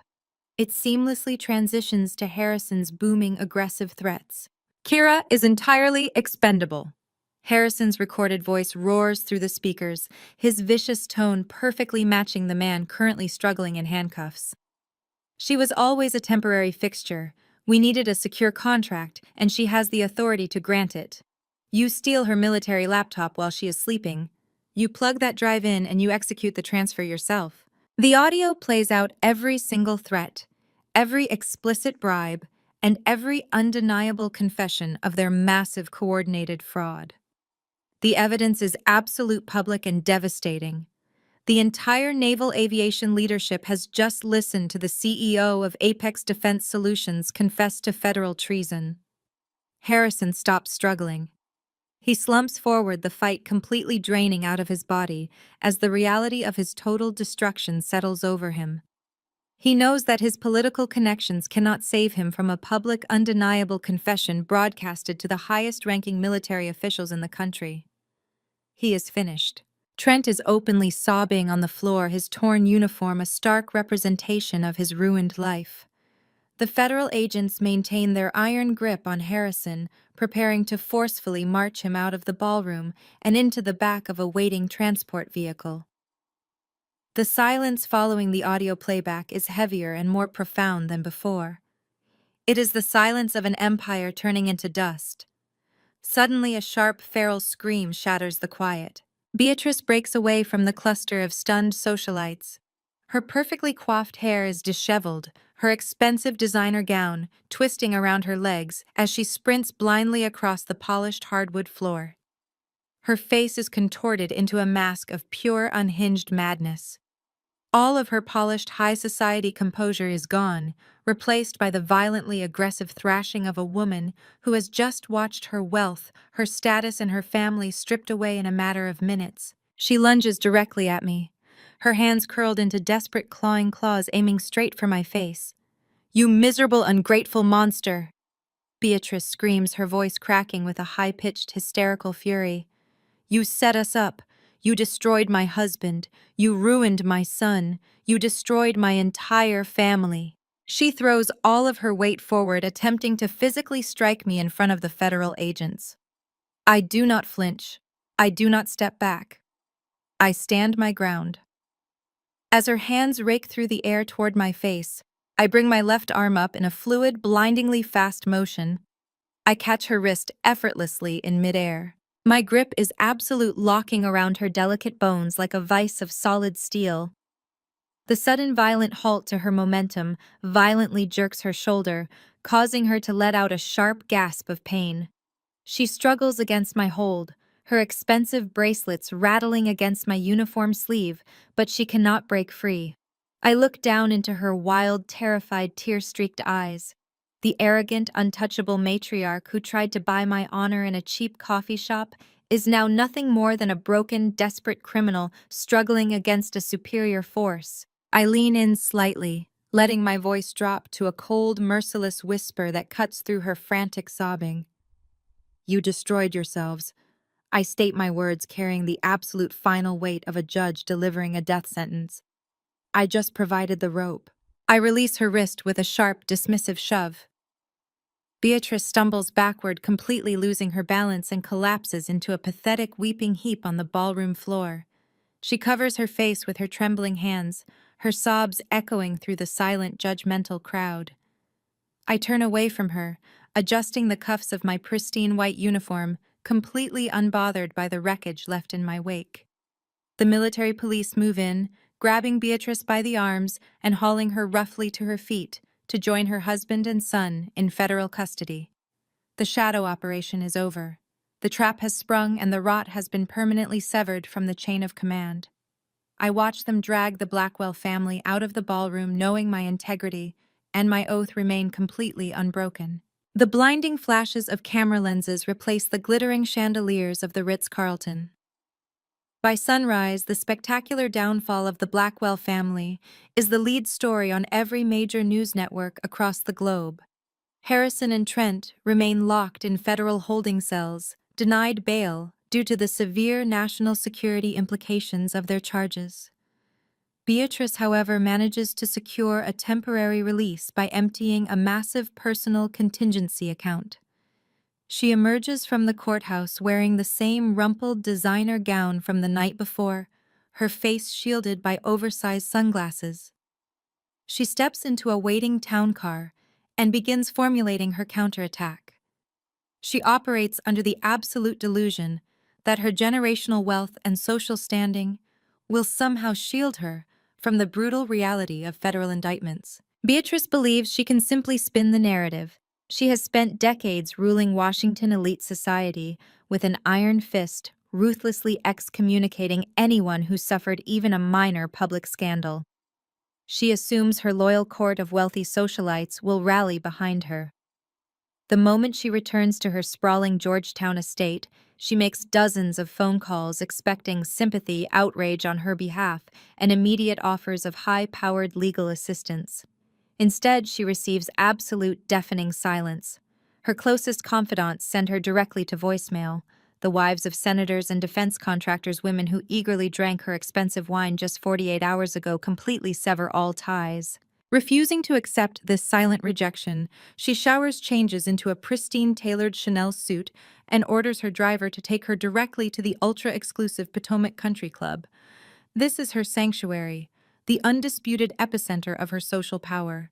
She intends to walk into the dining room, hold her head high, and demonstrate that the Blackwell matriarch cannot be broken by a fabricated military witch hunt. She strides through the heavy brass doors, demanding her usual table by the window. The grand dining room instantly falls deathly quiet. Every eye turns toward her. There are no warm greetings. There are no sympathetic smiles. The elite members stare at her with undisguised revulsion. The club manager intercepts her before she can take another step. He hands her a crisp white envelope. He informs her loudly enough for the surrounding tables to hear that the board of directors held an emergency session at dawn. Due to the severe, highly public nature of her federal indictment for defense fraud and extortion, her lifetime membership has been permanently revoked, effective immediately. He asks her to leave the premises before he is forced to call the local authorities to report a trespasser. Beatrice snatches the envelope, her face flushing a deep mottled red. She looks around the room, desperately seeking a single friendly face. Women she mentored turn their heads away. Men her husband funded suddenly find their coffee cups incredibly interesting. The absolute social collapse she spent her life weaponizing against others has finally come for her. She turns on her heel and marches out the doors, her humiliation absolute and entirely public. But Beatrice Blackwell does not know how to surrender. Driven by a toxic cocktail of narcissism and sheer desperation, she retreats to her mansion and decides to seize control of the media narrative. She cannot rely on her husband's corporate lawyers who are frantically trying to distance themselves from the criminal charges. She cannot rely on her social circle. She realizes she must take the fight directly to the public. She hires a boutique, aggressively ruthless public relations firm that specializes in crisis management and character assassination. She instructs them to invite every major news outlet, every defense blogger, and every political correspondent to the front gates of her estate for an immediate live press conference. Her strategy is entirely predictable and deeply malicious. She intends to paint me as a disgruntled lower-class opportunist who fabricated audio recordings and manipulated federal agents simply because I was jealous of their wealth and angry about my temporary security clearance suspension. She believes she can leverage her polished aristocratic demeanor to cast doubt on the Naval Criminal Investigative Service and the Federal Bureau of Investigation. By 3 o'clock in the afternoon, the manicured front lawn of the Blackwell estate is swarming with reporters, camera crews, and satellite news vans. Microphones bristle from a hastily erected wooden podium, positioned perfectly to showcase the massive multi-million-dollar mansion in the background. Beatrice emerges from the heavy front doors, projecting the image of a stoic, wrongfully accused matriarch. She walks slowly to the podium, her expression a masterclass in manufactured grief and righteous indignation. She adjusts the microphones, takes a deep breath, and looks directly into the bank of television cameras. "Thank you all for coming on such short notice." Beatrice begins, her voice perfectly modulated to sound both strong and deeply wounded. "My family has dedicated our entire lives to serving and protecting the United States of America. We have built an unblemished legacy of innovation and patriotism. Yet last night we were subjected to a horrifying, entirely fabricated public spectacle. The reporters lean in, their cameras flashing rapidly. Beatrice gains confidence, her natural arrogance bleeding through the edges of her practiced victimhood. She points a manicured finger directly at the nearest camera lens. My husband and my son are currently sitting in federal holding cells based on the malicious lies of one vindictive, unstable woman. Beatrice declares, her voice ringing with aggressive conviction. Commander Kira Bennett is a disgruntled officer who has engaged in a systematic, deeply personal campaign to destroy the Blackwell name. She used her position within the Navy to manufacture false evidence. She manipulated federal agents. She is an opportunist who married into our family specifically to drain our resources, and when we finally recognized her true nature and attempted to distance ourselves, she orchestrated this absurd theatrical arrest out of pure spite. Beatrice pauses, letting her venomous accusations hang in the air for maximum dramatic effect. She intends to completely assassinate my character on live national television. She expects the reporters to start shouting sympathetic questions, to ask for more details about my supposed manipulation and greed. She believes she is winning. She believes she has successfully shifted the spotlight away from her own extortion and firmly onto my alleged treachery. We will not be intimidated, Beatrice continues, raising her chin defiantly. We will fight these baseless, absurd charges with every resource at our disposal. We will expose Commander Bennett for the fraud that she is, and we will restore our family's pristine reputation. The truth will absolutely prevail. The truth does indeed prevail, but it arrives much faster and with far more force than Beatrice could ever anticipate. Right as she prepares to take the first question from the press pool, the low, heavy rumble of powerful engines drowns out the reporters' voices.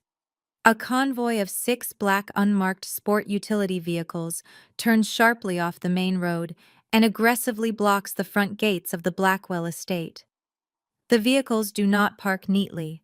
They stop at sharp angles, completely cutting off any avenue of escape. The doors of the vehicles swing open simultaneously.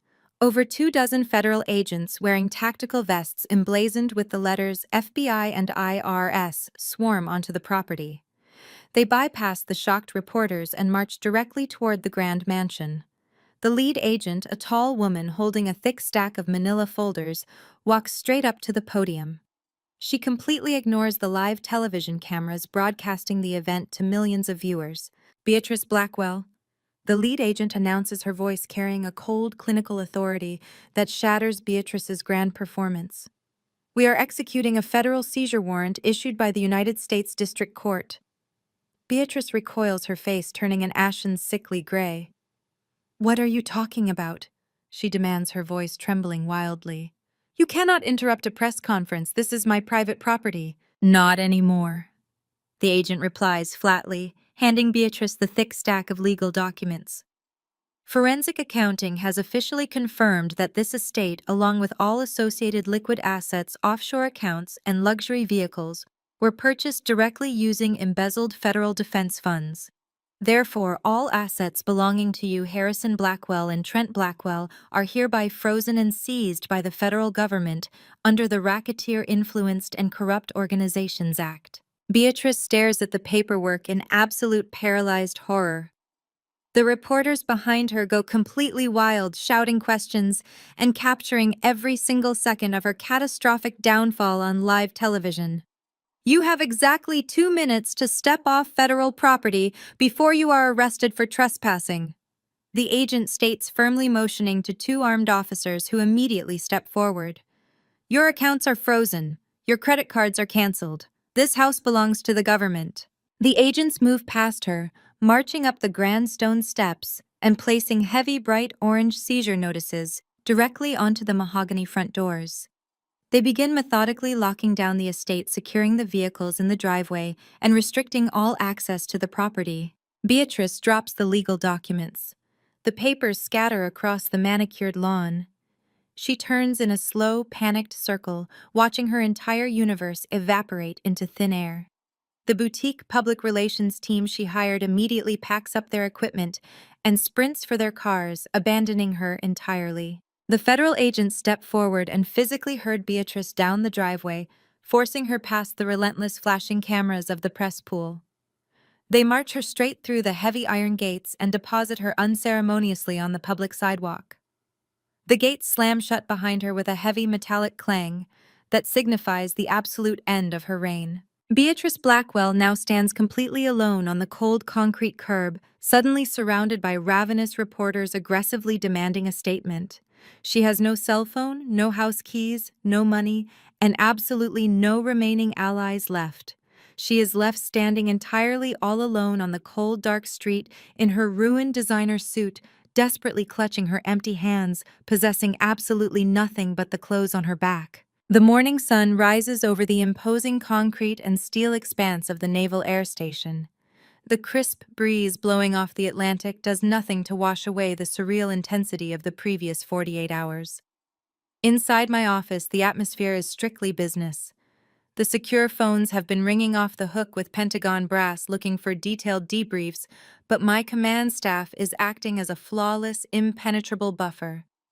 I am sitting behind my desk reviewing the damage assessments of Apex Defense Solutions when the secure line buzzes sharply. It is the visitor control center at the front gate. The young petty officer on the other end of the line sounds incredibly stressed and entirely out of his depth. He informs me that a civilian is currently creating a massive escalating disturbance at the vehicle inspection checkpoint. She is refusing to leave the premises, screaming at the top of her lungs that she is family and demanding to see me and my husband. I know exactly who it is before the guard even attempts to mispronounce her name. Colin is already here. He came to the military base early this morning to drop off some fresh uniforms for me and to sign the final official witness statements with the Naval Criminal Investigative Service field office. He is sitting quietly on the black leather sofa in the corner of my office, nursing a styrofoam cup of black coffee. He looks physically tired but remarkably grounded. The heavy, suffocating burden of his family's toxic expectations has been entirely lifted from his shoulders. I put the phone down, look directly at him, and tell him his sister is currently holding up morning traffic at the main gate. Colin does not sigh. He does not panic. He simply nods his head, sets his coffee cup down on the table, and stands up. We walk out of the command building together, taking an unmarked government vehicle down the long stretch of asphalt toward the security perimeter. The visitor center is a chaotic scene. A long line of frustrated commuters stretches back toward the civilian highway. Standing right in the middle of the primary inspection lane, physically blocking a large delivery truck, is Felicity Blackwell. She is a woman who has spent her entire 30 years wrapped in silk cashmere and unearned arrogant entitlement. Today she looks like a woman who has just survived a catastrophic shipwreck. Her beige designer trench coat is severely wrinkled and stained with coffee. Her usually immaculate, heavily styled blonde hair is tied back in a messy, uneven knot at the base of her neck. She is clutching a massive, oversized leather tote bag to her chest like a protective shield. Two heavily armed base security guards are standing a few feet away, maintaining a professional distance, but clearly losing their patience with her high-pitched, hysterical demands. We step out of the vehicle. Felicity spots us instantly. She shoves past a security guard, completely ignoring his stern, loud warning to stay behind the painted yellow line, and sprints wildly toward us. She looks absolutely unhinged. The signature Blackwell arrogance she wore like a second skin has been entirely burned away by sheer unadulterated panic. She stops a few feet from us, her chest heaving violently, her eyes wide and heavily bloodshot. She does not offer a polite greeting. She does not ask how we are dealing with the massive fallout of her parents being indicted for federal treason. She dives straight into her own personal overwhelming tragedy. "They took everything," Felicity gasps, her voice cracking violently under the strain of her panic. "The federal agents showed up at my apartment building at 6 o'clock this morning. They served the property manager with a massive seizure warrant. My trust fund is completely frozen. My personal checking accounts, the offshore accounts Dad set up for me in the Caymans, my platinum credit cards, all of it is totally gone. The bank declined my card when I tried to buy a coffee on the way here." The property manager told me I have exactly 48 hours to vacate the penthouse because the lease was paid through one of Dad's fraudulent shell companies. They are treating me like a common criminal. I did not do anything wrong. I just spent the money. Colin stares quietly at his sister. He does not reach out to comfort her. He keeps his hands shoved deep into the pockets of his dark jacket. He is looking at her as if she is a complete stranger. Felicity does not seem to notice his profound coldness. She is entirely consumed by her own rapidly collapsing universe. She steps closer to him, reaching out desperately to grab his arm. Colin, you have to help me. Felicity begs, heavy tears streaming down her pale face, completely ruining her expensive makeup. You live in a normal house in the suburbs. Your accounts are totally separate from the business. You have Kira's military salary. You are safe from the asset forfeiture. I need a temporary loan. Just $50,000. That is absolutely nothing for you guys. It will just tide me over until the corporate lawyers sort out this massive misunderstanding and unfreeze the family assets. I need to secure a new luxury apartment immediately. I need to pay my personal stylist. I need to hire my own private defense attorney because Dad's lawyers are not returning my calls. Just write me a check, Colin, please. I am begging you. She is still clinging desperately to the delusion that her father will somehow beat the federal government. She still firmly believes this is a temporary inconvenience rather than a permanent destruction of their empire. I step forward, placing myself physically between my husband and his frantic, demanding sister. I look down at her, feeling absolutely zero pity for the woman standing in front of me. There is no misunderstanding, Felicity. I state, my voice ringing with hard, uncompromising authority. Your parents are entirely guilty. Your brother is guilty. Every single dime that funded your luxury lifestyle was stolen from the United States government. The asset freeze is permanent. You are never getting that money back. Felicity glares at me, a brief, ugly flash of her old venomous hatred piercing through her thick layer of panic. Shut up, Kira. I am not talking to you. I am talking to my brother. This is private family business. You have no right to interfere. I let out a short, cold, humorless laugh. I have every right. You are standing on my military installation, actively begging for money from my household. Let us talk about family business, Felicity. Let us talk about exactly 1 year ago. You stood right in the middle of my kitchen. You were drinking my wine. You looked me up and down and told me that my refusal to quit the Navy and join your father's firm was a massive public embarrassment. You looked at my husband and explicitly called me trailer park trash, pulling the family down. You said I lacked the proper breeding to ever truly belong in the Blackwell inner circle. Felicity pales drastically, her eyes darting nervously back and forth. She remembers the incident perfectly well. She remembers exactly how she smiled when she said it, how much she enjoyed trying to make me feel small and insignificant in my own home. That was totally different, she stammers, attempting a pathetic, frantic backpedal. I was just stressed out that day. You are taking my words entirely out of context. You cannot hold a petty grudge when I am literally about to be homeless on the street. I am not holding a grudge, I reply coldly. I am simply reminding you of your own established, highly vocalized standards. You made it abundantly clear that my money, my career, and my very presence were completely beneath your elite status.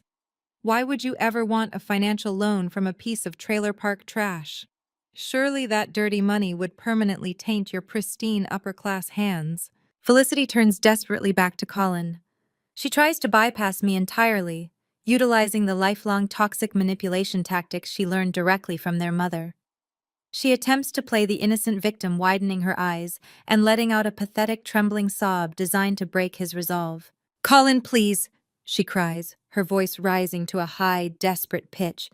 She is being incredibly cruel. I am your little sister. You cannot just leave me out here on the street. I do not know how to apply for a job. You have to save me. Dad always said family protects family. Colin stands perfectly still for a long, quiet moment. He looks at the weeping woman, finally seeing through the decades of emotional manipulation. He reaches into his jacket pocket. Colin steps forward and hands his sister a single crumpled $20 bill.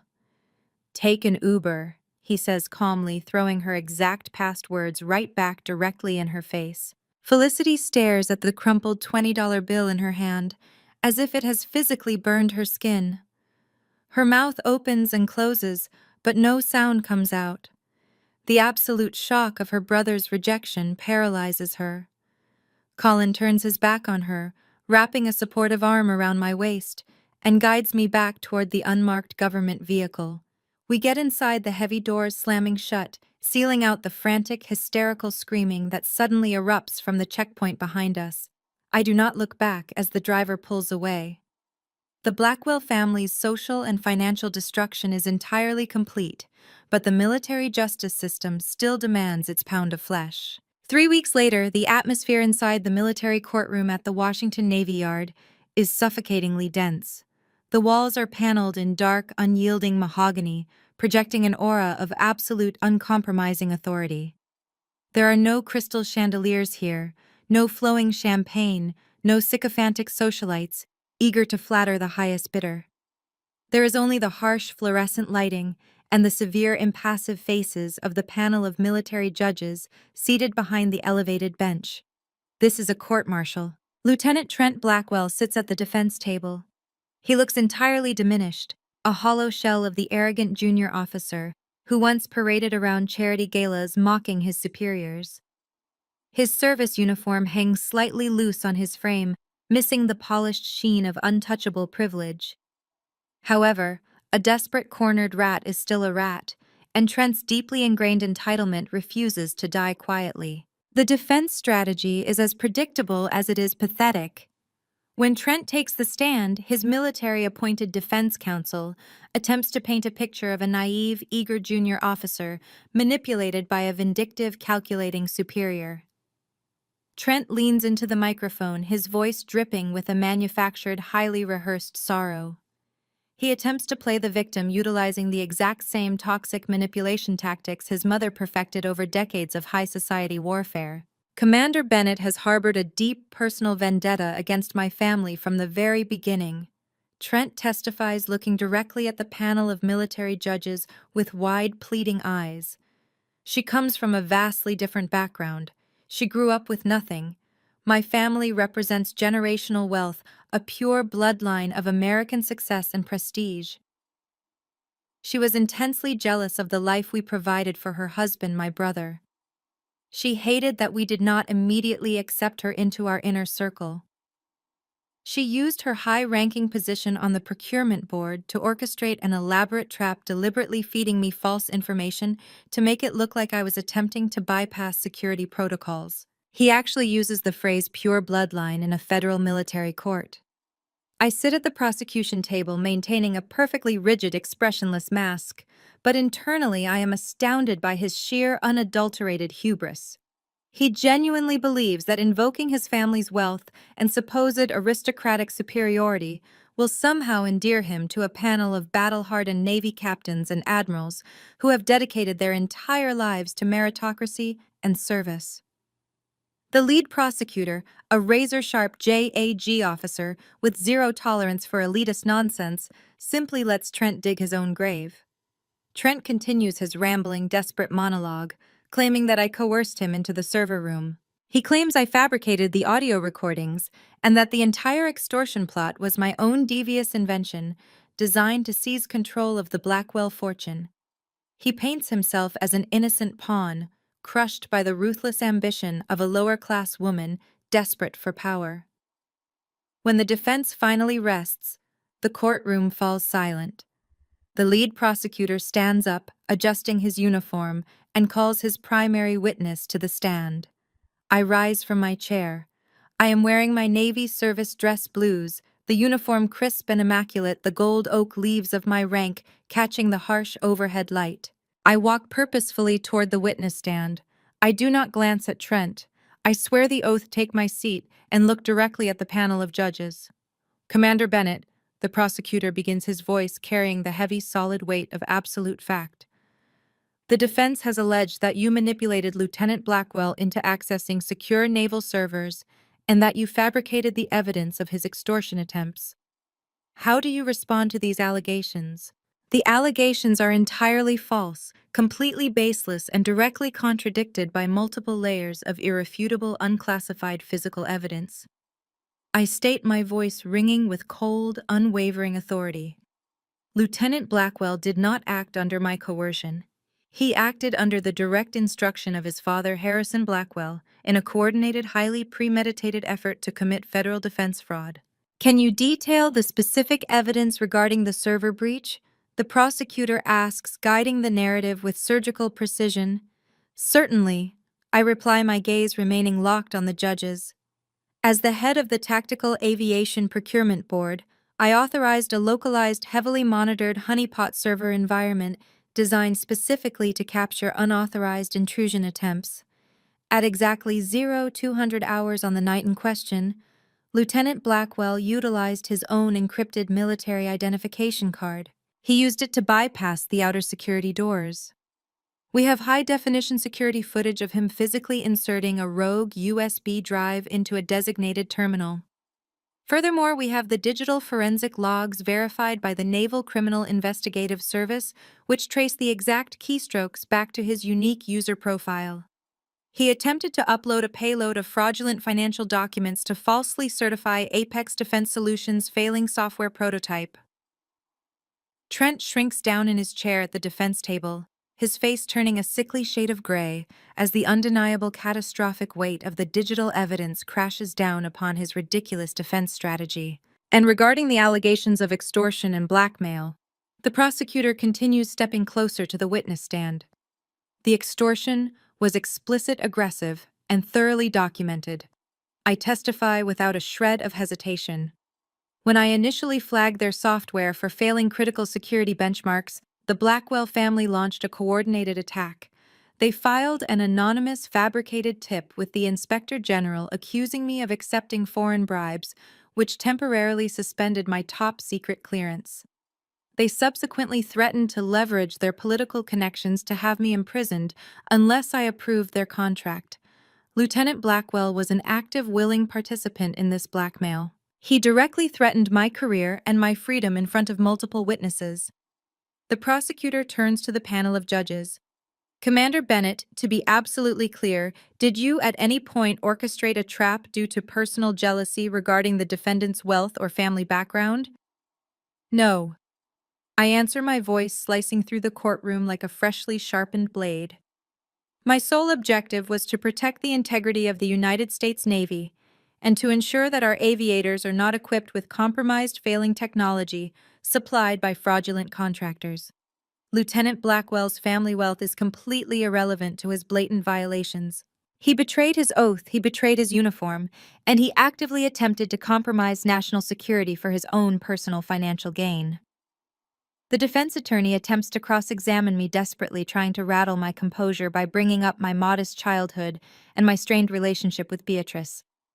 I do not take the bait. I answer every single question with cold clinical facts, returning repeatedly to the digital logs, the security footage, and the audio recordings of their explicit threats. I systematically dismantle every single lie Trent tried to sell to the court.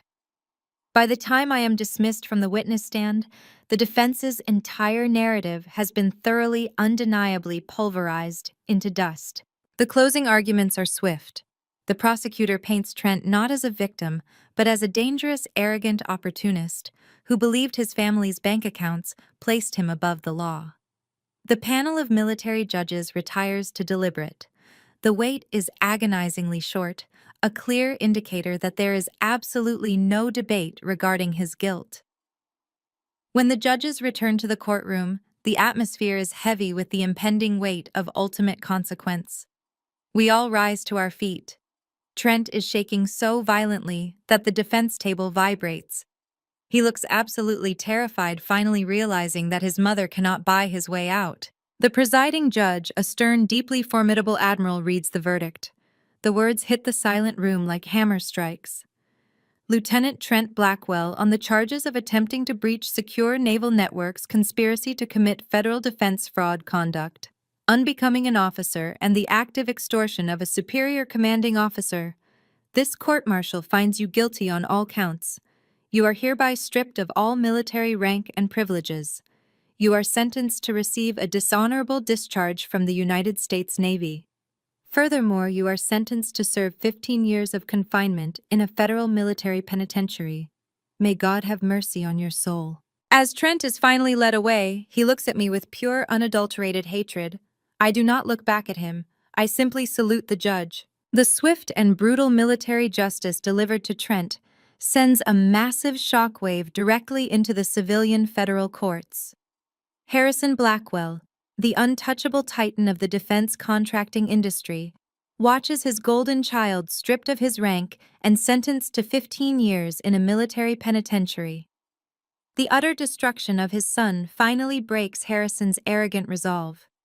He realizes that his expensive corporate defense attorneys cannot magically erase the mountain of digital evidence, the audio recordings, and the sworn testimonies, proving his widespread fraud and extortion.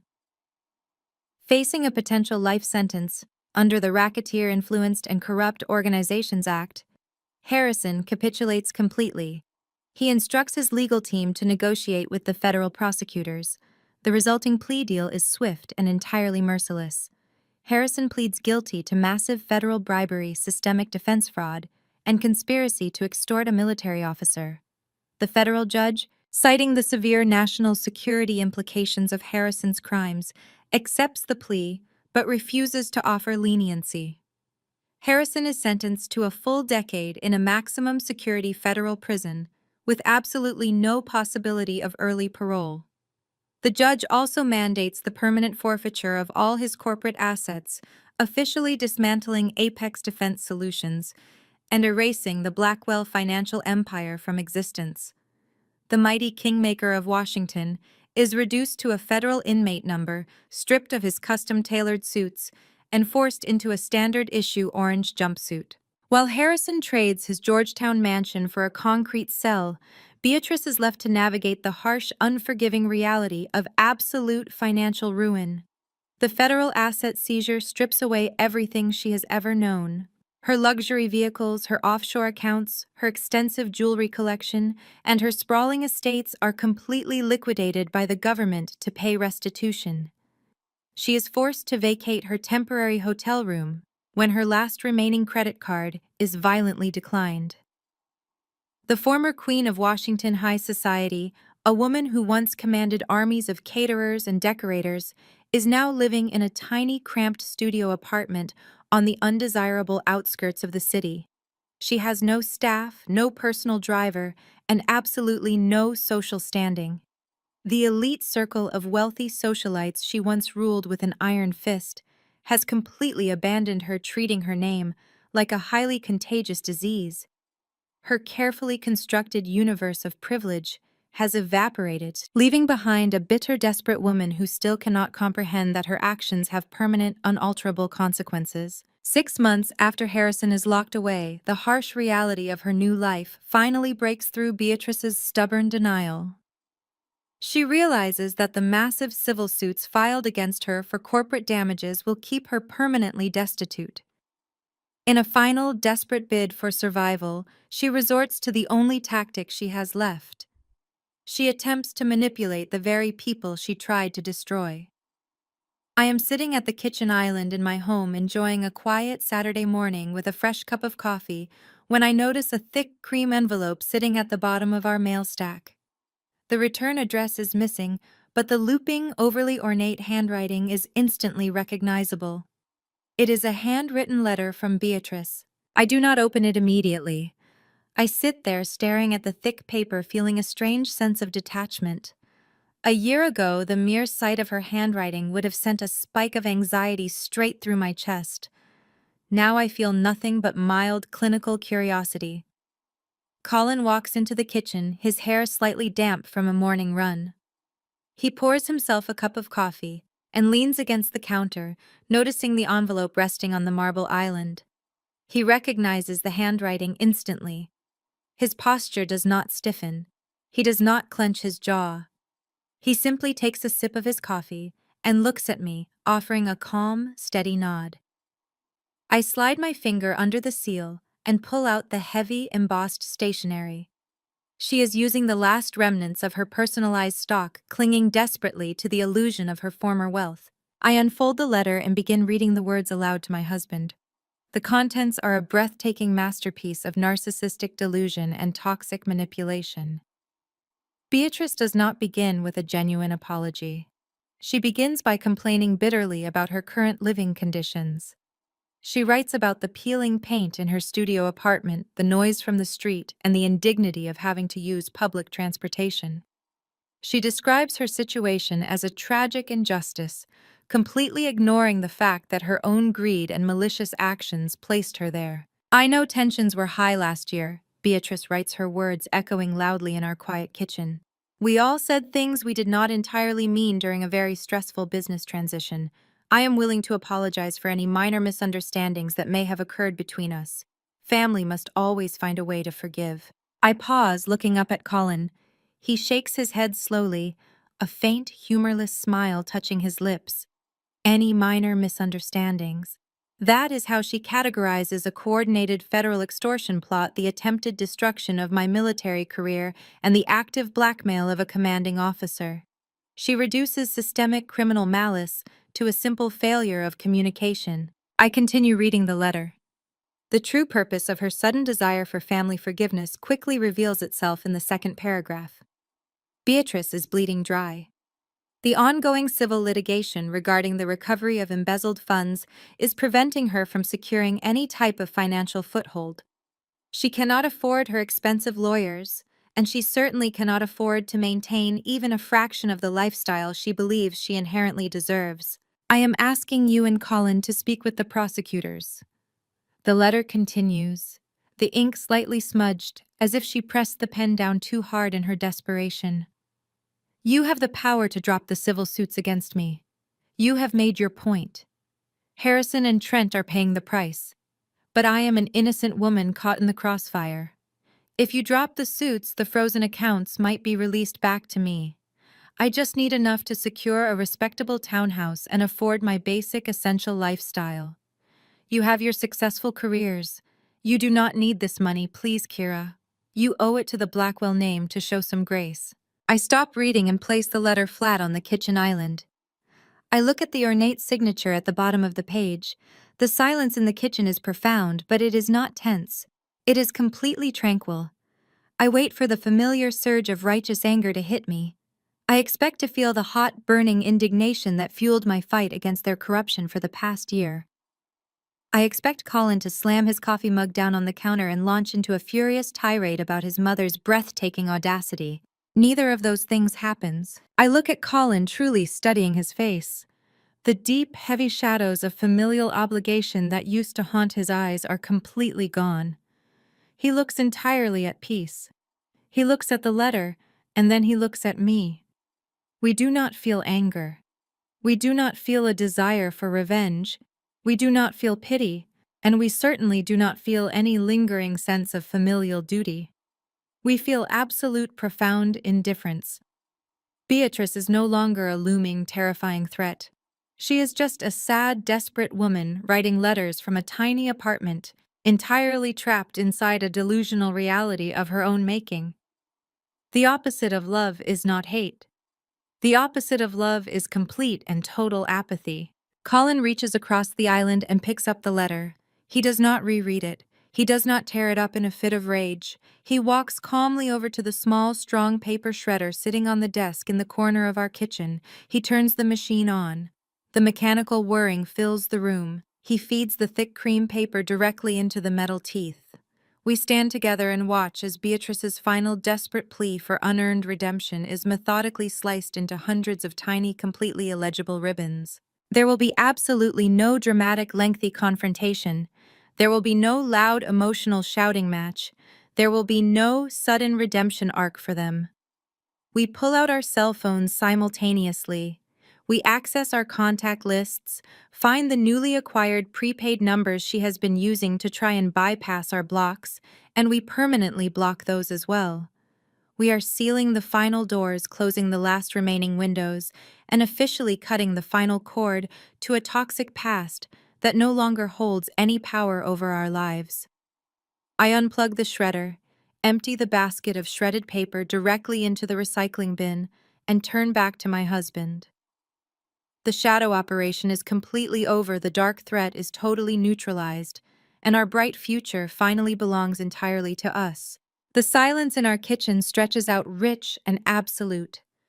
Colin tosses the prepaid phone packaging into the trash and pulls me into a grounding embrace. The physical weight of the Blackwell family has evaporated from our shoulders. We spend the weekend unplugged, ignoring the frantic news cycles detailing the liquidation of Apex Defense Solutions. When Monday morning arrives, I put on my service dress blues with a renewed sense of purpose. I drive onto the Naval Air Station in Portland, expecting another day of damage assessments. Instead, I am immediately summoned to the base commander's office. The walk down the hallway feels different today. The whispers have stopped. The sideways glances have been replaced by crisp, respectful salutes. Admiral Vance sits behind his heavy oak desk, looking remarkably relaxed. He motions for me to sit and pushes a white folder across the polished wood. He informs me that the Inspector General has officially concluded their investigation into the anonymous tip.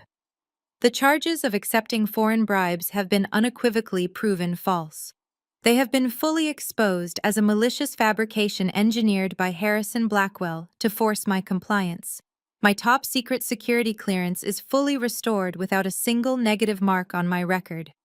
The suffocating cloud of suspicion that Beatrice and Harrison tried to hang over my head has been eradicated by the harsh light of absolute undeniable truth. Admiral Vance does not stop there. He stands up, his expression shifting to genuine respect.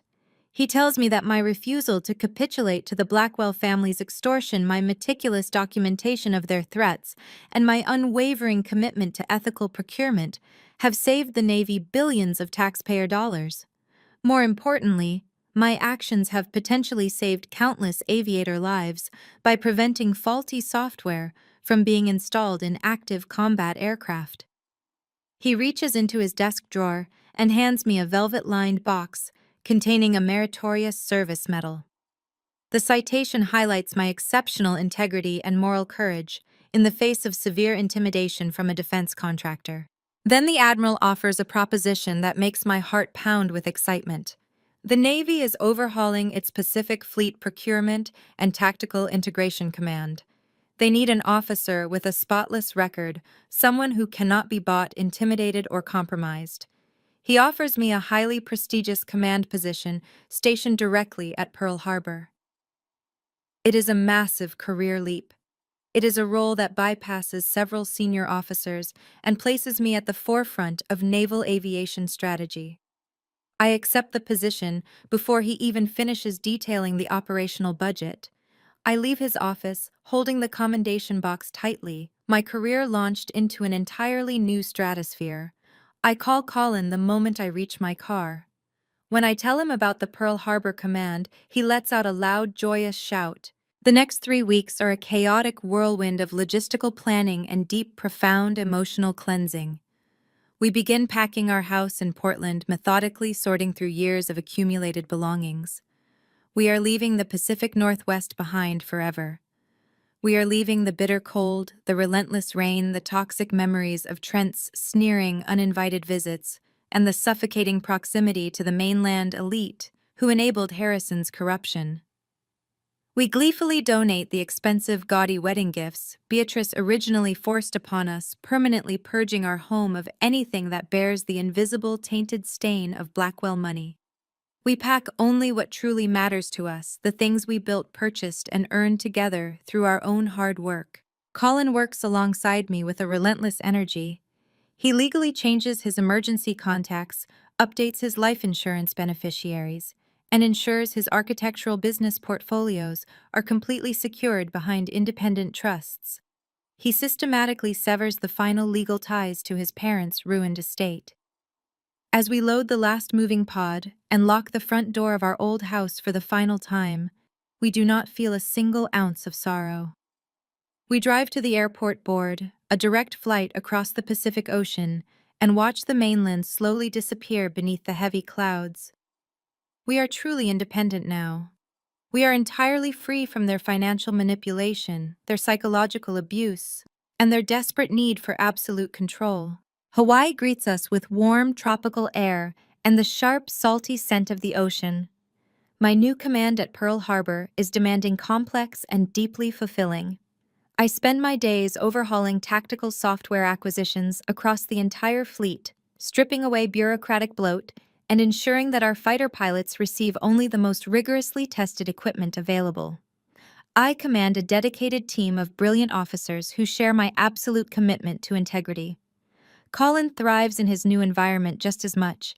He secures a senior partnership at a highly successful architecture firm in Honolulu that actively values his talent over his disgraced last name. We build a beautiful, quiet life together in a house overlooking the crystal blue water thousands of miles away from the federal penitentiaries where Harrison and Trent now reside. 6 months into my new command, the Pacific Fleet hosts its annual winter military ball. The grand ballroom of the historic Moana Surfrider Hotel is transformed into a spectacular display of military tradition and elegant tropical luxury. The gentle sound of the ocean waves blends perfectly with the soft jazz playing from the live band on the stage. I am wearing my formal dinner dress uniform, the thick gold braid gleaming against the dark fabric, my new meritorious service medal pinned proudly to my chest. Colin looks devastatingly handsome in a classic, perfectly tailored black tuxedo. He is completely at ease in a room full of high-ranking military officials, foreign dignitaries, and wealthy civilian contractors. He is no longer the burdened son of a corrupt billionaire. He is his own man. We are standing near the edge of the polished wooden dance floor, quietly enjoying cold glasses of vintage champagne when a man intentionally approaches us. He is a newly minted executive for a mid-tier defense logistics company, wearing a flashy suit and a bright, aggressive smile that screams unearned confidence. He reeks of the exact same toxic ambition that Trent used to radiate. He zeroes in on Colin immediately, clearly recognizing the distinct Blackwell facial features, but completely ignorant of the fact that the family name no longer carries any corporate power. He assumes Colin is still a vastly wealthy socialite, and he foolishly assumes I am simply a decorative companion standing by his side. Colin Blackwell, it is an absolute pleasure to finally meet you in person, the young executive says, thrusting his hand forward with a forced, completely false familiarity. I was really hoping to run into you tonight. My firm is currently rolling out a brand new logistics framework for the Pacific Theater, and I would absolutely love to get your family's firm on board as our primary backer. I know your father has an incredible eye for emerging tech and highly profitable government contracts. I would love to set up a private meeting with him next week. The man's sheer, unfiltered ignorance is almost comical. He has clearly not read a single newspaper in over 6 months, or he is simply too arrogant to care about the details. He finally glances over at me, offering a quick, patronizing smile. And this gorgeous woman must be your lovely wife. Enjoying the free drinks and the open bar on the Navy's dime tonight, are we? I do not flinch at all. I do not say a single word in my own defense. I simply raise my right eyebrow, letting the heavy, suffocating silence stretch out between us until the tense interaction becomes painfully, agonizingly uncomfortable for him to bear. Colin does not get angry. He does not raise his voice or lose his immaculate composure. He simply offers the nervous executive a cool, entirely unbothered, and razor-sharp smile. He takes a slow step back, gently placing a supportive hand on the small of my back, and gestures toward me with a slow, highly deliberate nod of profound respect. Actually, Colin states, his voice carrying the absolute uncompromising weight of genuine pride and total finality. My father is currently serving a decade in federal prison. I am simply a civilian architect. And if you ever want to discuss acquiring any lucrative defense contracts on this island, you will need to address the commander. The executive's arrogant smile instantly vanishes from his face. His eyes drop down to the heavy, shining gold rank insignia displayed prominently on my uniform sleeves, and then shift directly to the meritorious service medal pinned securely over my heart. All the color rapidly drains from his cheeks, leaving him looking exactly like a terrified, cornered animal who has just realized he walked directly into a trap.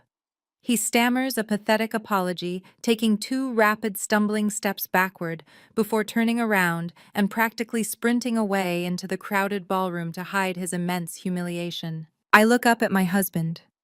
He looks down at me, his eyes shining brilliantly with profound love, deep admiration, and absolute unwavering respect.